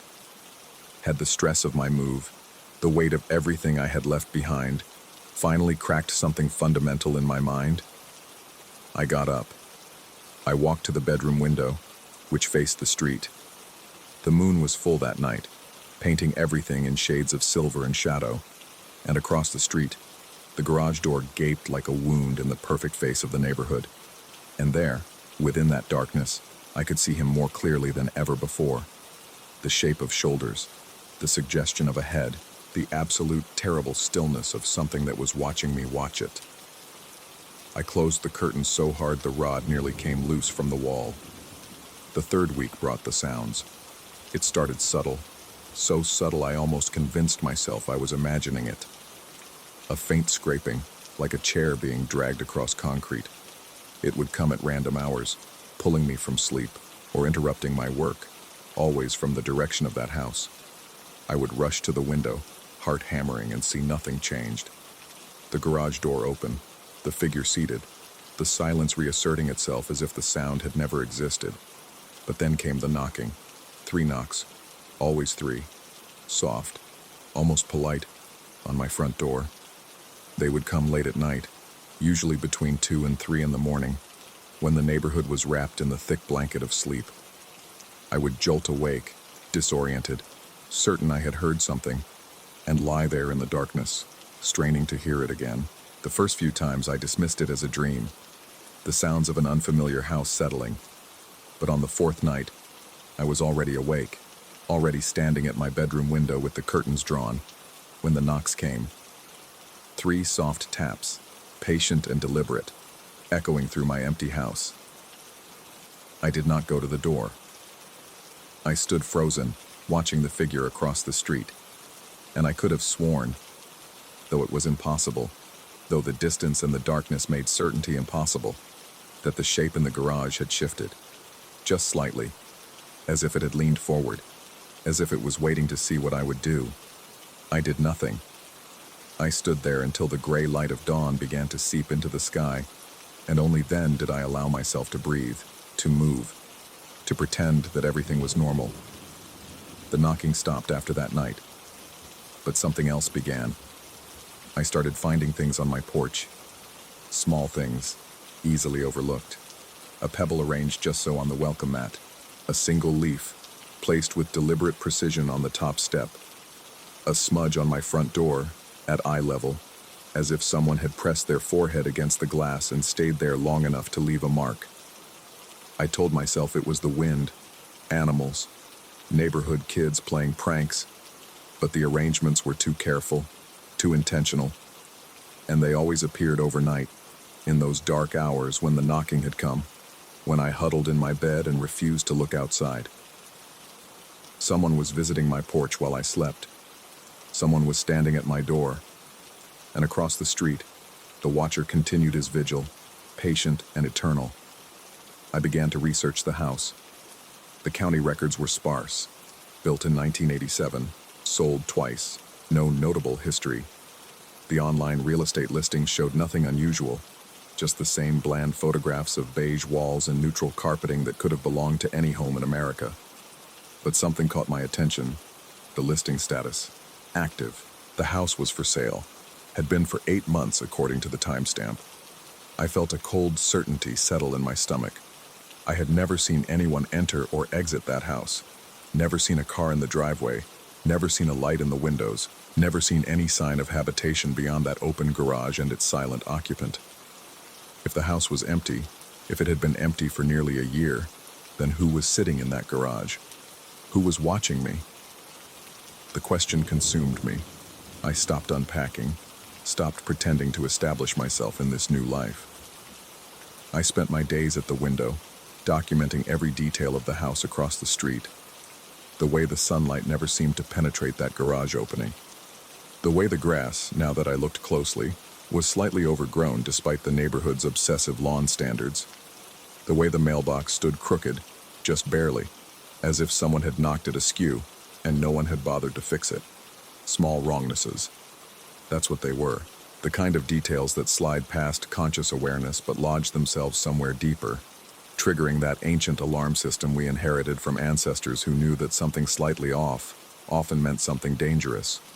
The house was wrong, and yet I couldn't stop looking at it. The decision to confront the situation came on a Sunday morning, bright and ordinary, the kind of day that makes horror feel impossible. I woke with a clarity I hadn't felt in weeks, a determination that burned through the fog of sleeplessness and paranoia that had become my constant companions. I was going to walk across the street. I was going to knock on that door. I was going to demand answers. The distance from my front porch to theirs couldn't have been more than 50 feet, but it felt like miles. The neighborhood was quiet, churchgoers gone and late risers still in bed, and my footsteps on the pavement seemed impossibly loud. I kept my eyes fixed on the front door, refusing to look at the garage, refusing to acknowledge the figure I could feel watching me with every step. The porch was dusty, untouched. Dead leaves had gathered in the corners, and a fine layer of grit covered the welcome mat. No one had stood here in months, maybe longer. I knocked 3 times, the same pattern that had invaded my nights. The door opened almost immediately. The man on the other side was younger than I expected, dressed in khakis and a polo shirt, a lanyard around his neck bearing the logo of a local real estate company. He smiled the practiced smile of someone who spent their days showing empty houses to skeptical buyers. He informed me cheerfully that the property had been vacant since the previous owner's departure, nearly a year ago. A difficult sell, he confided, gesturing vaguely at the sameness of the neighborhood. He asked if I was interested in viewing the property. I barely heard him. My attention had drifted, almost against my will, toward the garage. The side door was visible from where I stood, hanging slightly ajar. The same garage that had been partially open for weeks, housing its silent occupant. I heard myself asking about the figure, the person in the garage, the one who sat there day and night watching my house. The realtor's smile faltered. He followed my gaze to the garage, his expression shifting from professional friendliness to something more guarded. He told me that there was no one in the garage. He told me that the house had been empty for months and that he had the only key. He suggested, with the careful diplomacy of someone who had encountered difficult neighbors before, that perhaps I had been mistaken. I pushed past him before I could stop myself. The garage was dim, cooler than the morning air outside, and smelled of oil and dust and something else. Something older, mustier, like the breath of a house that had been sealed too long. My eyes adjusted slowly, and I scanned the space with a desperation that bordered on panic. Tools hung on pegboard walls. Cardboard boxes lined the perimeter. A lawnmower sat beneath a tarp. And there, against the far wall, facing the half-open door, facing my house across the street, a chair. A single folding chair positioned with deliberate precision, angled toward the gap in the garage door. Empty, covered in a fine layer of dust that suggested it hadn't been moved in months. But the dust on the seat was disturbed, brushed away, as if someone had been sitting there very, very recently. The realtor's voice reached me from the doorway, asking if everything was all right. I didn't answer. I couldn't stop staring at that chair, at the view it commanded of my front windows, at the intimate angle that would allow someone seated there to watch every movement I made. I went home. I closed my curtains. I sat in my darkened living room and tried to convince myself that the chair meant nothing, that the dust disturbance was a trick of light, that I had imagined everything. But that night, when the knocking came, 3 soft taps, patient as death, I found myself at the window peering through the gap in my curtains. The garage door was open. The chair was visible just barely in the moonlight, and this time, there was someone sitting in it. I watched for hours, unable to move, unable to look away. The figure never stirred, never blinked, never did anything except exist, a dark shape against darker darkness, watching my house with the same terrible patience I had come to know so well. When dawn finally came, and the figure dissolved into the gray morning light, I told myself it had been a shadow, a hallucination, the product of sleep deprivation and an overactive imagination. But as I turned away from the window, I noticed something that made my blood run cold. My front door was open, just a crack, just wide enough for someone to slip through.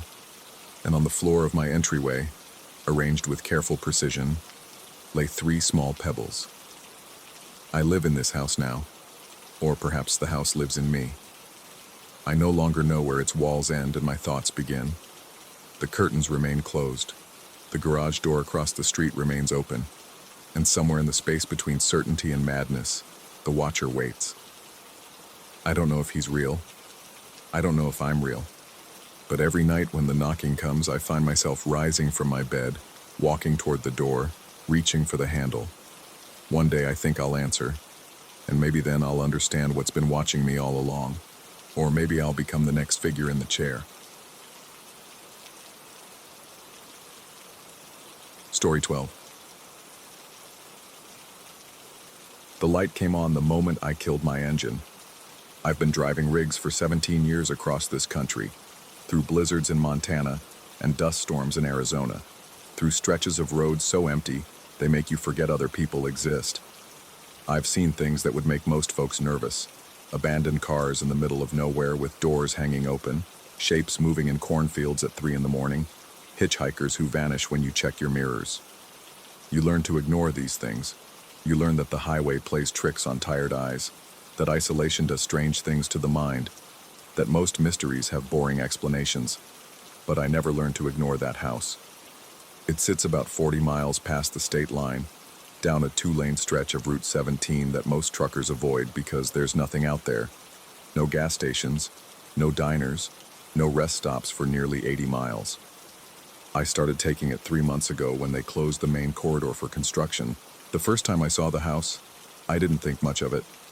Just an old wooden structure, 2 stories, sitting back from the road maybe 100 yards. The kind of place you see rotting in every rural county in America. Gray boards, sagging porch, windows like hollow eye sockets staring at the empty fields. I remember thinking, someone should tear that thing down. That first night, I pulled onto the shoulder around 2 in the morning. My logbook said I needed to rest, and there was a wide gravel patch there, almost like someone had intended it for parking. The moment my headlights died and the diesel shuddered into silence, a light appeared in the second-floor window of that house. Not a gradual glow, not someone walking through with a flashlight. The window went from black to bright in an instant, like someone had been standing there in the dark, finger on a switch, waiting. I told myself it was a sensor light, motion activated, triggered by my truck pulling over, some security measure for a property that was probably used for storage or occasional weekend visits. I told myself this even though the light was clearly inside the house, warm and yellow, not the harsh white of modern security floods. I told myself this even though there was no driveway, no mailbox, no power lines running to the property. I slept poorly that night. The second time was a week later. Same stretch of road, same gravel patch. It was the only decent place to pull over for miles. I'd almost convinced myself I'd imagined the light, or misremembered it, the way you do with strange things that happen late at night. But when I stopped, it happened again. Engine off, light on. That same second-floor window glowing like a candle behind dusty glass. This time I got out of the cab. The night was cold. That particular kind of cold you get in these flatland states where there's nothing to stop the wind from cutting straight through you. I stood by my truck, breath fogging in the air, and I watched that window. I don't know what I expected. Movement, maybe. A silhouette. Some sign of human presence that would explain the light and let me dismiss the whole thing as a farmer with insomnia or a squatter keeping warm. Nothing moved. The light just burned, steady and patient. I stayed there for maybe 5 minutes before the cold drove me back inside. When I woke up 4 hours later, the light was off. The house looked dead again, just an old pile of lumber waiting to collapse. I didn't pull over there again for 2 weeks. The third time was an accident. I'd pushed too hard, trying to make a delivery deadline that was already impossible. And when my eyes started doing that thing where the road seems to breathe and the lines start to slither, I knew I had to stop. I didn't realize where I was until I'd already killed the engine, until the light came on. That night, I did something I still can't fully explain. I pulled out my phone and took a picture. The screen showed the house clearly in the moonlight, every warped board and broken shutter visible, but the window was dark. I looked up. The light was there, warm and yellow, plain as anything. I looked at my phone. Nothing. Just black glass reflecting the night sky. I took 6 more pictures. Same result every time. I didn't sleep at all that night. I sat in my cab with the doors locked, watching that light, waiting for something to change. Around 4 in the morning, it simply went off. No dimming, no flicker. Just there, and then not there. I should have found another route. I know that now. But there was something about the mystery of it, the wrongness of it, that I couldn't leave alone. I've always been that way. My ex-wife used to say I'd pick at a scab until I hit bone. She wasn't wrong. So I kept stopping there. Night after night, whenever my schedule brought me down that stretch of Route 17, I started keeping notes. The light always came on within 3 seconds of my engine stopping. It was always in the same window. It never flickered, never dimmed, never changed color or intensity. There were never any cars in the overgrown yard, never any footprints in the weedy gravel, never any smoke from the chimney even on the coldest nights. I found a pair of binoculars at a truck stop and spent an entire night scanning every window of that house, looking for any sign of occupation. Nothing. Just that one light, burning like a vigil candle for something I couldn't name. Then the messages started. It was a Thursday. I remember because I just missed my daughter's school play, and I was feeling that particular kind of emptiness that comes from choosing work over family one too many times. I'd pulled into my usual spot, watched the light come on, and was settling into sleep when my CB radio crackled to life. I kept it on out of habit more than necessity. Most truckers have switched to cell phones and apps, but I liked the static, the occasional voices cutting through the night. It made the loneliness feel less absolute. The voice came through clear, which was strange because these flatlands played hell with radio signals. Clear but not quite right. Too flat, too even, like someone reading from a script they didn't understand. "You're parked on the shoulder," it said. "Gravel patch. Mile marker 43.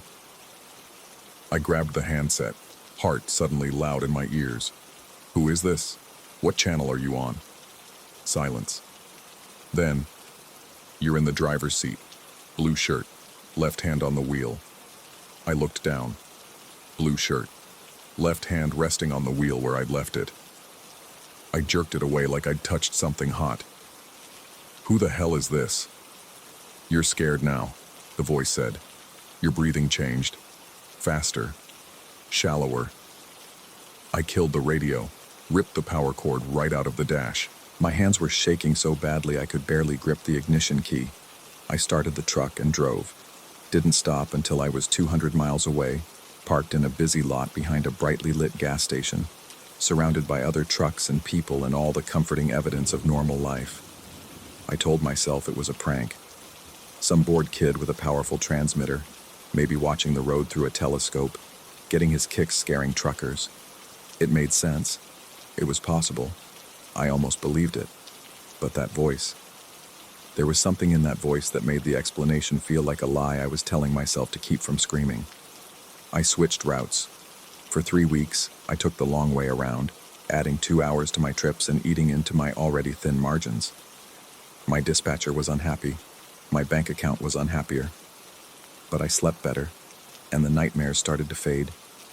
Dreams of that yellow light, of a voice describing my every movement in a tone as flat and cold as highway asphalt. Then the construction ended. The main corridor reopened. I had no more excuses to take Route 17. Except I couldn't stop thinking about it. That house, that light, that voice. I'd lie awake in motel rooms and rest stops, staring at the ceiling, asking myself questions I couldn't answer. Was it real? Was I losing my mind? Had 17 years of solitude and sleep deprivation finally cracked something fundamental in my brain? I needed to know. I needed to prove to myself that there was a rational explanation, or I needed to accept that there wasn't and deal with whatever that meant about me or the world. So I went back. The house looked the same. Of course it did. I pulled onto that gravel patch at 2:47 a.m., and the light came on at 2:47 and 3 seconds, right on schedule. I'd brought a new radio this time, one I'd picked up at an electronics store and never told anyone about. Clean frequencies, no way for anyone to know what channel I was monitoring. For an hour, nothing happened. I sat there, watching the light, listening to static, starting to feel foolish, starting to hope that whatever had happened before was a one-time thing, a glitch, a moment of weirdness that I could file away and forget. Then the static changed. It didn't resolve into a voice right away. First came sounds, a creak like footsteps on old floorboards, the dry whisper of fabric moving, a rhythm that might have been breathing. I turned up the volume, straining to hear, and the sounds grew clearer but no more identifiable, like I was listening to a room where something was happening just out of earshot. Then the voice. Same flat tone, same wrong cadence. You came back. I didn't answer. I was afraid that if I spoke, it would prove something I wasn't ready to accept. You're holding the radio in your right hand. Your thumb is on the talk button, but you're not pressing it. You want to say something, but you don't know what. I dropped the radio like it had stung me. It bounced off the seat and landed on the floor, still crackling with that terrible static. You're looking at the window now. Second floor. You're wondering if there's someone inside, if there's a face behind the glass. But you can't see anything, can you? Just the light. I was shaking. Full body tremors like I had a fever. I couldn't look away from that window. Couldn't make myself start the truck and drive. Couldn't do anything but sit there and listen. You'll come back again, the voice said. You always do. People like you. You can't leave things alone. You pick and pick until you find what's underneath. What do you think is underneath? The radio went silent. Not even static now. Just dead air. Thick and heavy. I don't remember driving away. I don't remember the next 50 miles. I came back to myself at a crossroads, engine idling. No idea how I'd gotten there, or how long I'd been sitting at the stop sign. The sun was coming up. My coffee was cold. My logbook showed a gap of 3 hours I couldn't account for. That was 6 weeks ago. I still drive. I still take Route 17 sometimes, when the schedules demand it. I don't stop at that gravel patch anymore. I don't even slow down when I pass the house. But every time, every single time, I look in my side mirror as it recedes behind me. And every time there's a light in that second floor window, even in broad daylight, even when the sun is high and bright and there's no reason for any light to be visible at all. Sometimes I hear things on my radio, fragments, half words that might be static or might be something else, descriptions of places I'm going to be before I get there, references to things I've done that no one saw. Once, a full minute of what sounded like my own breathing, played back to me through speakers I'd checked 3 times for bugs or tampering. I've started to wonder if it matters whether the house is real. I've started to wonder if something can be watching you, even if there's no one there to watch. If attention itself can be a kind of presence. If isolation doesn't just affect the mind, but changes something more fundamental, opens a door or builds one. or reveals one that was always there. I've started to wonder if the house was ever empty at all, or if I was the one who was empty, and now I'm not. Last week I drove past at midday. I made myself look directly at the house instead of using the mirror. The windows were dark, the porch was sagging. It looked exactly like what it was, an abandoned structure slowly returning to the earth. But there was a truck parked on the gravel patch, an 18-wheeler similar to mine, engine off, curtains drawn in the cab. I almost stopped. I almost got out and knocked on the door, warned whoever was inside about the light and the voice and the things that happen when you stay too long. Instead, I kept driving, because part of me, a part that grows larger every day, wasn't sure if the truck was really there. Wasn't sure if anything I see on that stretch of road is really there. And a bigger part of me, a part I don't like to examine too closely, wondered if the voice on the radio wasn't coming from the house at all. Maybe it's been coming from me. Maybe I'm the one watching. I keep finding myself in places I don't remember driving to. Gravel patches, shoulders of empty roads, parked outside houses with dark windows, engine off, waiting for lights to come on. Last night, I woke up in my cab and my hand was on the CB handset, and there was a voice, my voice, describing the interior of another truck somewhere. The color of the driver's shirt, the way his breathing changed when he realized he wasn't alone. I put the radio down. I drove away. But before I did, I looked in the mirror. The light was on. It's always on now. I'm still driving, still watching, still wondering what's real and what's just the road talking, the way it does after too many years and too many miles. Sometimes I think I should stop driving, stop looking, stop listening to the voices that might be outside, or might be inside, or might be something else entirely. But I can't, because someone has to watch the watchers. Someone has to keep the light on, don't they? Story 13.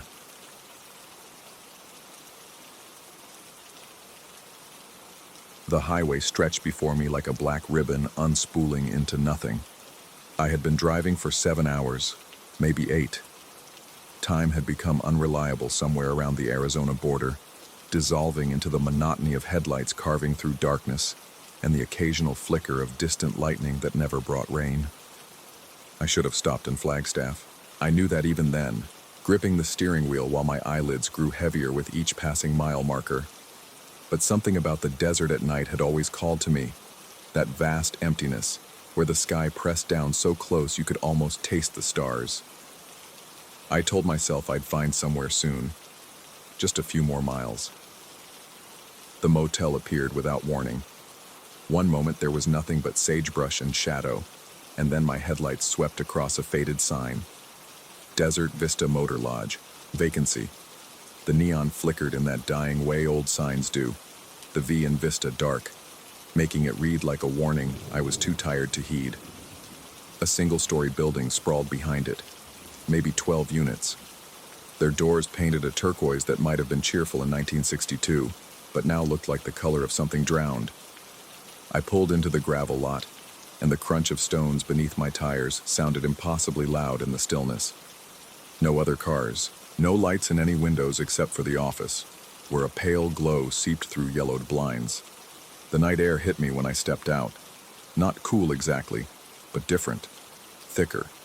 It carried a smell I couldn't identify, something organic and old, like the inside of a museum or my grandmother's closet after she passed. I stood there for a moment, stretching my back, and noticed how the silence seemed to have weight. No insects, no distant traffic. Even my own breathing sounded muffled, as if the desert itself was holding something in. The office door stuck when I pushed it, then gave way with a groan that made my teeth ache. Inside, wood paneling the color of weak coffee covered every wall, and a rotating fan on the counter moved air that had given up being cool decades ago. Behind the desk sat a man who looked like he'd been assembled from spare parts. Long arms, too thin neck, eyes that seemed to be looking at something just past my shoulder. He smiled when I approached, and I noticed his teeth were very small. "Long drive," he said. It wasn't a question. I nodded, reaching for my wallet. Just need a room for a few hours, maybe until 6 or 7. The clerk, his name tag read host, which struck me as odd, slid a registration card across the counter. The paper felt wrong, too smooth, almost slick. As I filled it out, I became aware that he was humming something under his breath, a tune that seemed familiar but that I couldn't quite place. It made my handwriting shake. "Room 7, he said, handing me a key. An actual metal key, not a card. End of the building, quiet. I thanked him and turned to leave, but his voice stopped me at the door. "The television doesn't work," he said, "but sometimes it turns on anyway. Don't watch it." I looked back at him, waiting for some indication that he was joking. His face offered nothing. "Okay," I said, because what else could I say? Room 7 smelled like dust, and something sweeter underneath. Flowers, maybe, or the chemical ghost of old air freshener. The bedspread was that peculiar orange-brown that motels everywhere seemed to favor in another era, and when I sat on the mattress, it wheezed beneath me like a tired animal. The bathroom fixtures were avocado green. A painting of a desert sunset hung crooked above the headboard, and no matter how I adjusted it, it wouldn't hang straight. I was tired enough that none of this mattered. I locked the door, wedged a chair under the handle out of habit I'd developed driving cross-country alone, and collapsed onto the bed without undressing. Sleep came fast, a dark wave that pulled me under before I could even close my eyes properly. I dreamed of corridors, long, narrow passages that stretched in directions that geometry shouldn't allow, walls the color of old bone, ceilings that pressed lower with each step I took. Someone was walking behind me. I could hear their footsteps, always exactly out of sync with my own, as if they were stepping into the spaces between my steps. I wanted to turn around, but I knew, the way you know things in dreams, that turning would be a mistake, that seeing what followed would change something fundamental, something I couldn't take back. When I woke, the room was different. I noticed it gradually, the way you notice a headache that's been building for hours. The light coming through the curtains was wrong, not the soft gray of early morning, but something brighter, harsher. I checked my phone, 10:47 a.m. I'd slept almost 7 hours instead of the 3 I'd planned. But that wasn't what made my stomach clench. The ceiling had water stains that hadn't been there before, brown blooms spreading across the plaster like continents on a strange map. The painting above the bed was gone, replaced by a darker rectangle where it had protected the wallpaper from fading, and the wallpaper itself.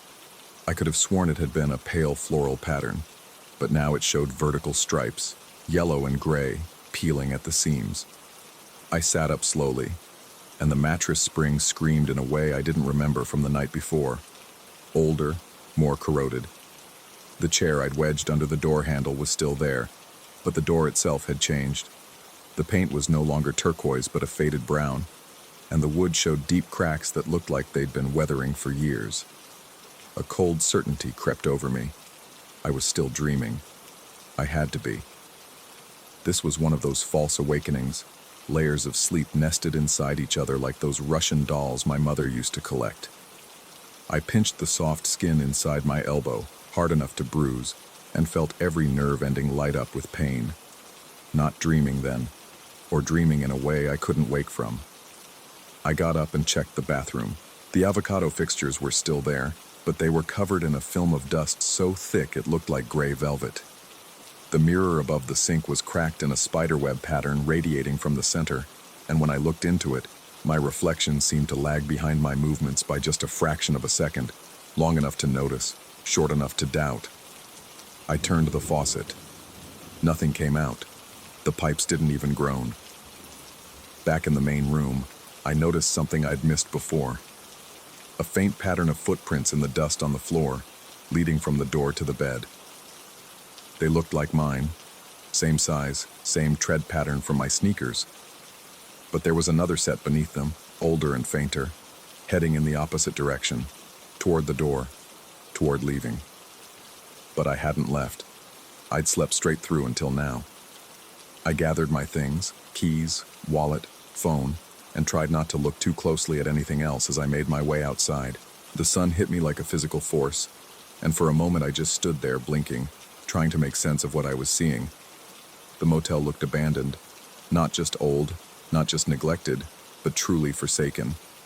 The office window was shattered, blind hanging at a crazy angle. Weeds pushed through cracks in the parking lot that hadn't existed last night.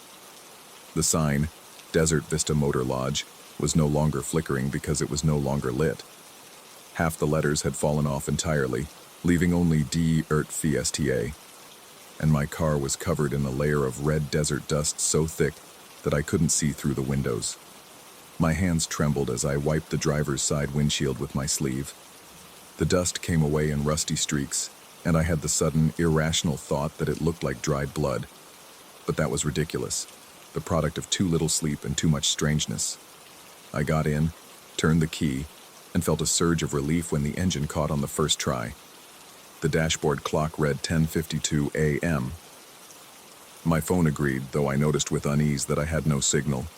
Not unusual in the desert, but the bars weren't just low, they were absent entirely, replaced by a small icon I didn't recognize. An hourglass, maybe, or something emptying.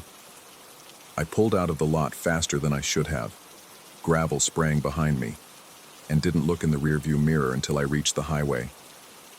When I finally did, the motel was exactly where I'd left it, a sagging, decrepit structure that looked like it had been abandoned for decades. I drove. The GPS took several minutes to acquire satellites, and when it finally did, the map showed my location on a stretch of highway I didn't remember. Route 66, it said, which made no sense. I hadn't been anywhere near Route 66, or at least I didn't think I had. I zoomed out, looking for the motel, for any marker that might explain where I'd spent the night. Nothing. I scrolled through nearby points of interest.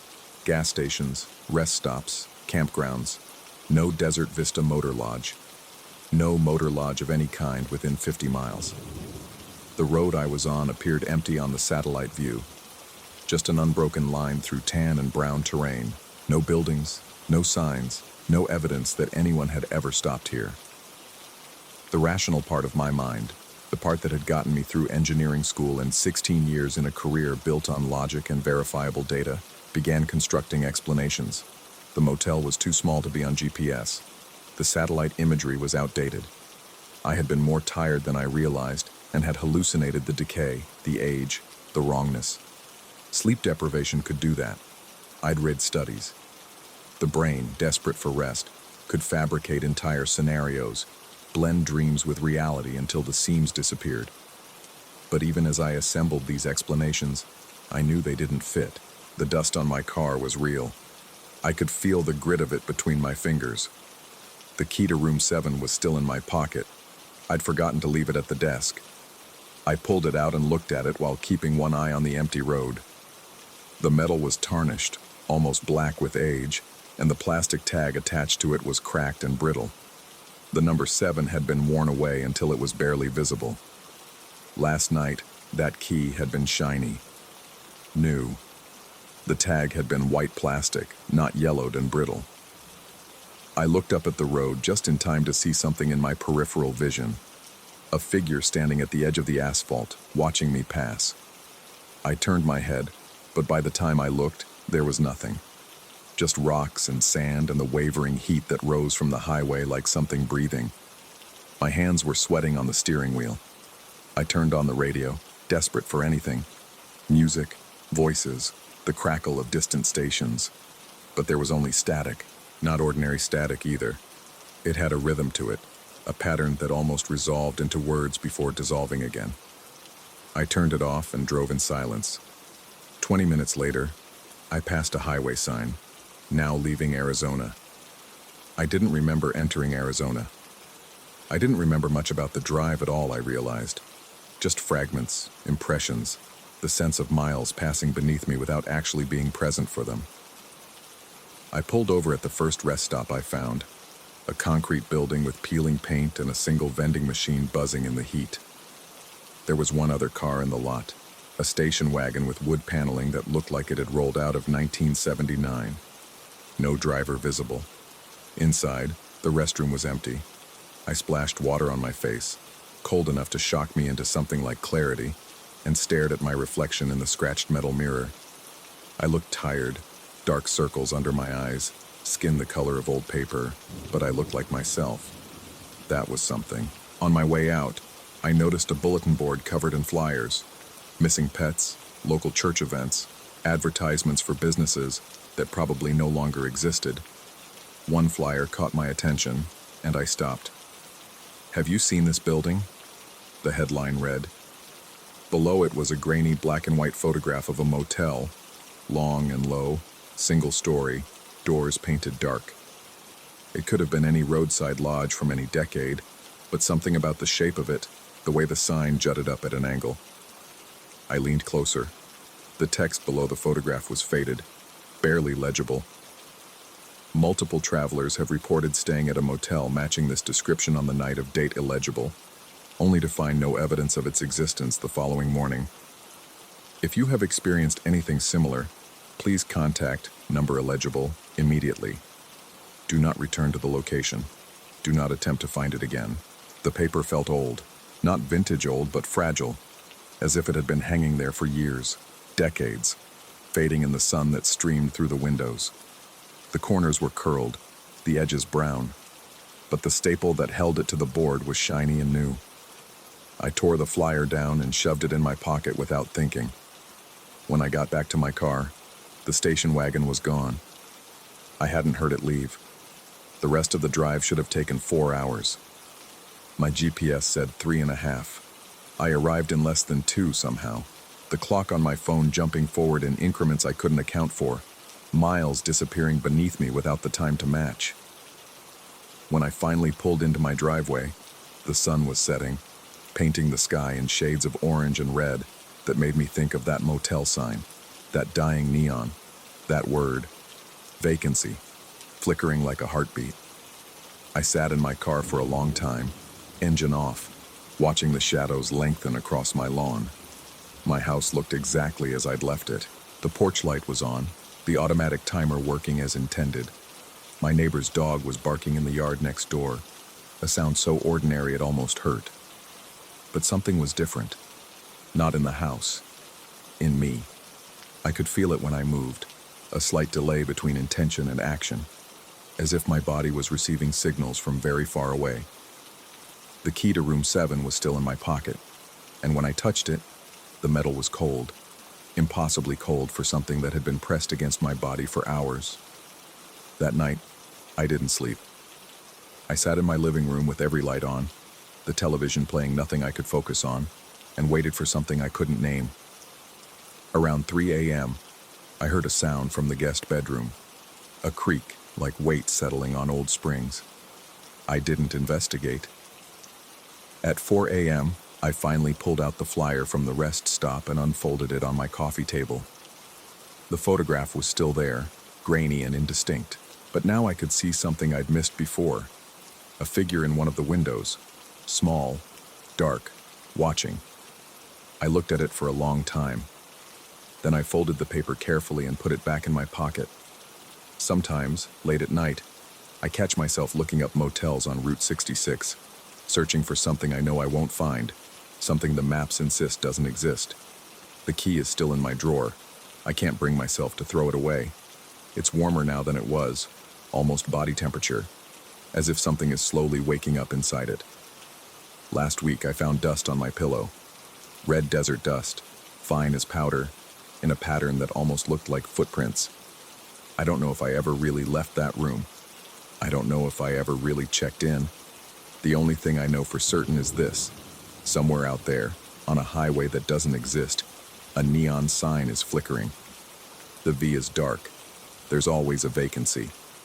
And something is waiting for me to come back. Story 14. The smell hit me before I even turned the key. Brine. Salt.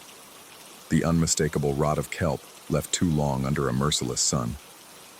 I stood on the porch of my new home, a weather-beaten Victorian sitting alone at the edge of a town that had forgotten its own name, and breathed in the impossible.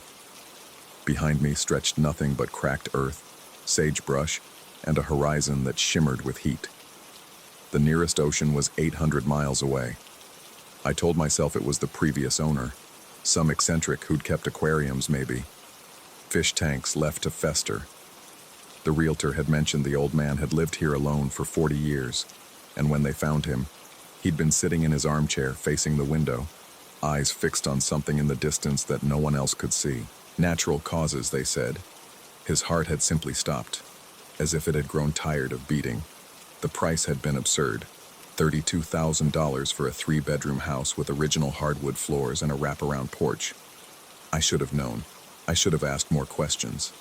But I was running from a life that had collapsed around me, a failed marriage, a career that had dissolved like morning fog, a city that held nothing but reminders of everything I'd lost. I wanted silence. I wanted emptiness. I wanted to disappear into the blank spaces of the American interior and rebuild myself from nothing.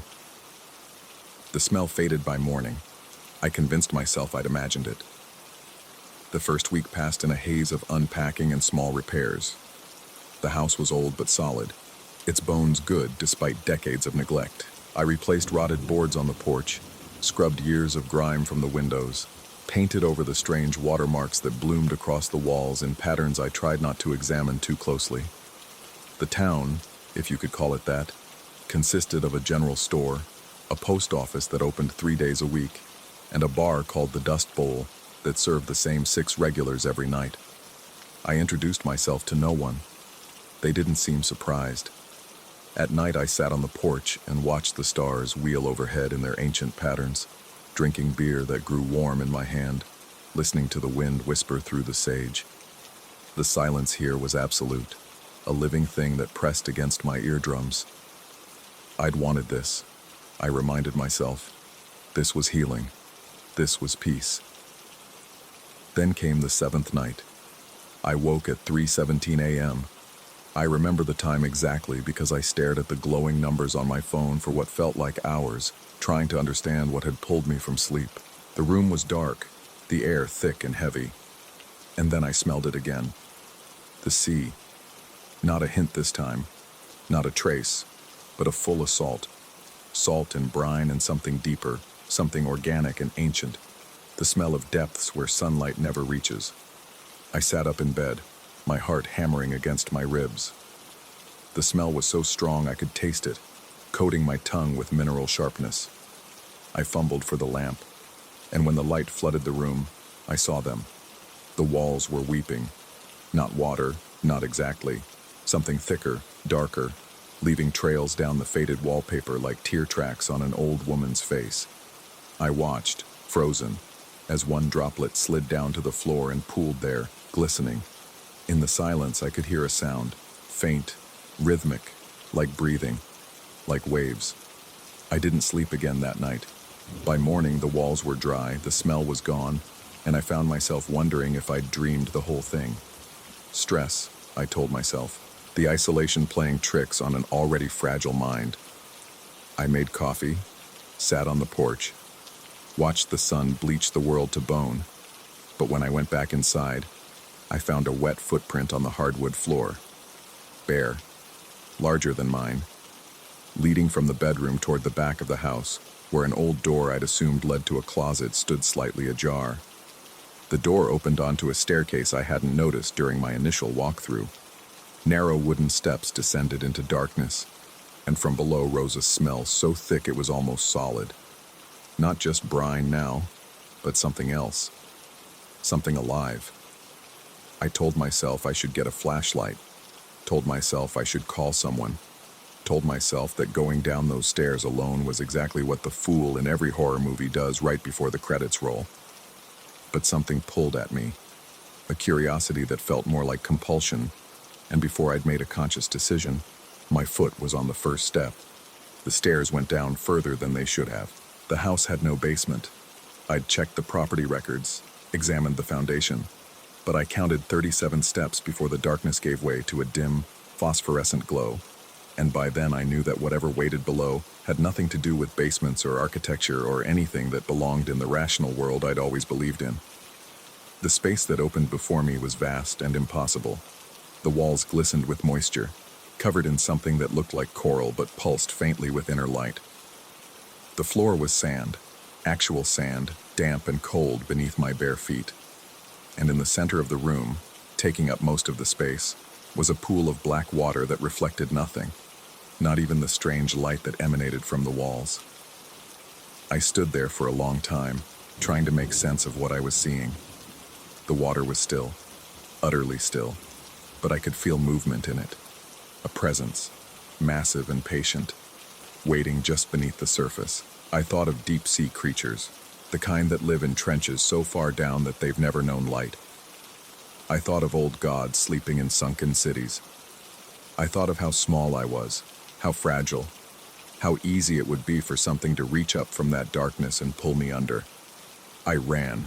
I ran up those 37 steps and slammed the door behind me and pushed the heaviest furniture I could find against it. Then I sat in the kitchen until dawn, watching that door, waiting for something to push through. Nothing came. But when I finally moved the furniture and opened the door again, there were no stairs. Just a shallow closet, empty except for dust and a faint smell of salt. I should have left then. Any sane person would have. But something kept me rooted. Stubbornness, maybe. Or the suspicion that whatever was happening would follow me wherever I went. You can't outrun something that lives inside your own mind. The manifestations continued, growing stronger each night. The smell of the sea became a constant presence, fading during the day to a whisper, but returning each evening like a tide I couldn't see. The water stains on the walls spread, and no matter how many times I painted over them, they returned, always in the same shapes, handprints that seemed to press through from the other side, reaching for something, reaching for me. I started hearing things. At first, just the sound of water, the gentle lap of waves, so faint I could convince myself it was just wind in the eaves or blood rushing through my own ears. But soon the sounds grew clearer, more distinct. I heard gulls crying at 3 a.m, their shrieks piercing and desperate. I heard the creak of wood, like the hull of an old ship straining against pressure. I heard voices sometimes, low and murmuring, speaking in languages I couldn't identify, words that slipped away the moment I tried to grasp them. And through it all, the feeling of being watched. I couldn't shake it. Every room I entered, I felt eyes on me, tracking my movements. I'd spin around, certain I'd catch someone standing in the doorway, but there was never anyone there. Just the house, settling around me like something alive. Just the smell of salt and the sound of water and the growing certainty that I was not alone. I started keeping a journal, documenting everything. Dates, times, the exact nature of each phenomenon. I photographed the water stains, recorded the sounds on my phone, measured the humidity in each room with a meter I ordered online. I was looking for patterns, for explanations, for anything that would anchor these experiences to something concrete and understandable. What I found instead was a consistency that terrified me. The activity peaked at 3:17 a.m. every night. The humidity in the house rose to 89% after dark, despite the air outside being bone dry. The photographs I took of the walls showed nothing but faded wallpaper, even when my eyes insisted the handprints were right there, pressing through, reaching. I stopped leaving the house. I stopped answering the door when the delivery driver brought the groceries I ordered online. I stopped checking my email, stopped calling the few friends I had left, stopped engaging with any world beyond these walls. The house had become my entire universe, a sealed chamber where the normal rules no longer applied. I told myself I was investigating, gathering evidence, preparing to understand. But in truth, I was waiting for something to reveal itself, waiting for the ocean to finally break through. The night it happened, the night everything changed, began like all the others. I lay in bed, watching the clock tick toward 3:17, my body tense with anticipation. The smell of the sea was overwhelming, filling my lungs with every breath. The walls had begun to sweat hours ago, those handprints emerging from the wallpaper like old photographs developing in chemical baths. When the clock hit 3:17, the sound of waves crashed through the house, not the distant whisper I'd grown accustomed to. This was the roar of a storm surge, the thunder of water breaking against stone. I covered my ears, but it made no difference. The sound was inside me, vibrating through my bones, shaking loose memories I'd buried so deep I'd forgotten they existed. I thought of my mother, dead 10 years now, how she'd always said the sea was calling her back. I thought of the beach we'd visited when I was young, how she'd walked into the water and kept walking, how I'd had to run after her and pull her back to shore. She'd looked at me then with eyes that weren't quite hers, and said something I'd never understood. The house remembers. It always remembers. The bedroom door burst open, water poured through. Dark water, cold water, carrying with it the smell of depths and the taste of eternity. It rose around my bed, lifting the furniture, spinning the lamp in lazy circles. I scrambled to my feet, gasping, certain I was going to drown in my own bedroom in a desert town 800 miles from any ocean. And then I saw her. She stood in the doorway, or something that had once been a woman stood there, her form wavering like light through deep water. Her hair floated around her face in invisible currents. Her skin had the gray-green pallor of something long drowned. Her eyes were open, fixed on me, and they were empty. Not just empty of iris or pupil, but empty of everything. Black holes that led down into depths I couldn't fathom. She raised one hand and pressed it against the wall beside her. The handprint matched exactly.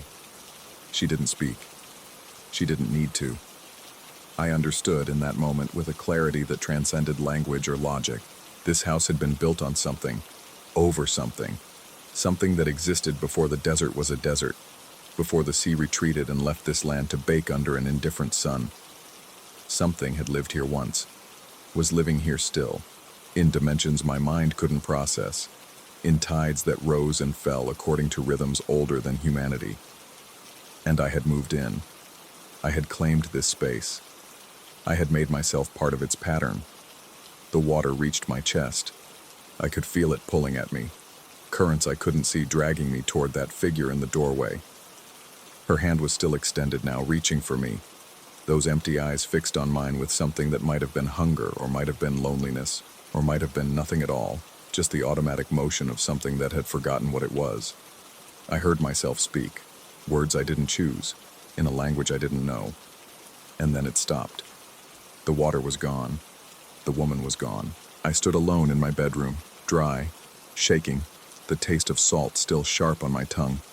Dawn was breaking outside my window, painting the desert in shades of gold and rust. I walked through the house, checking every room. Everything was exactly as it had been. The walls were dry. The air smelled of nothing but dust and age. If there had ever been an ocean here, it had retreated back to wherever impossible oceans go. But when I looked in the mirror, I noticed something that made me grip the edge of the sink until my knuckles went white. My eyes. They looked different somehow, darker, deeper, and for just a moment, just a single terrible moment, I thought I saw water moving in their depths.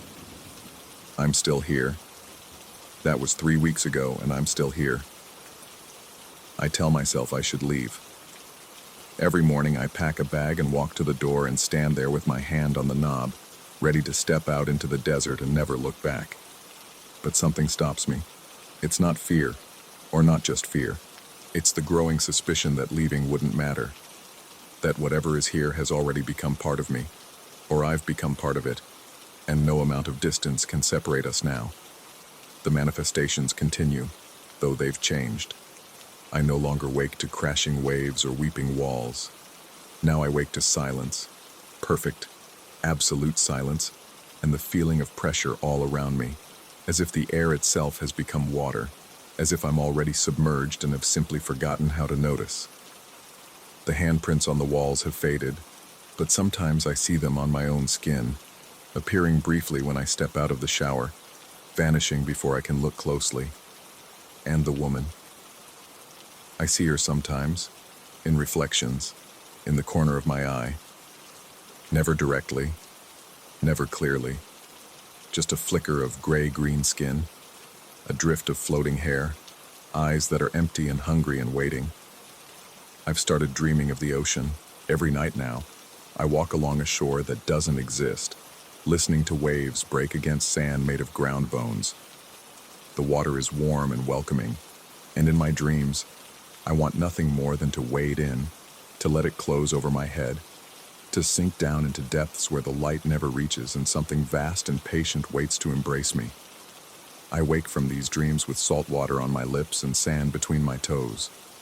I don't know anymore if I'm haunted or hallucinating, if this house has infected me with its impossible geography, or if I came here already broken, already drowning in my own mind.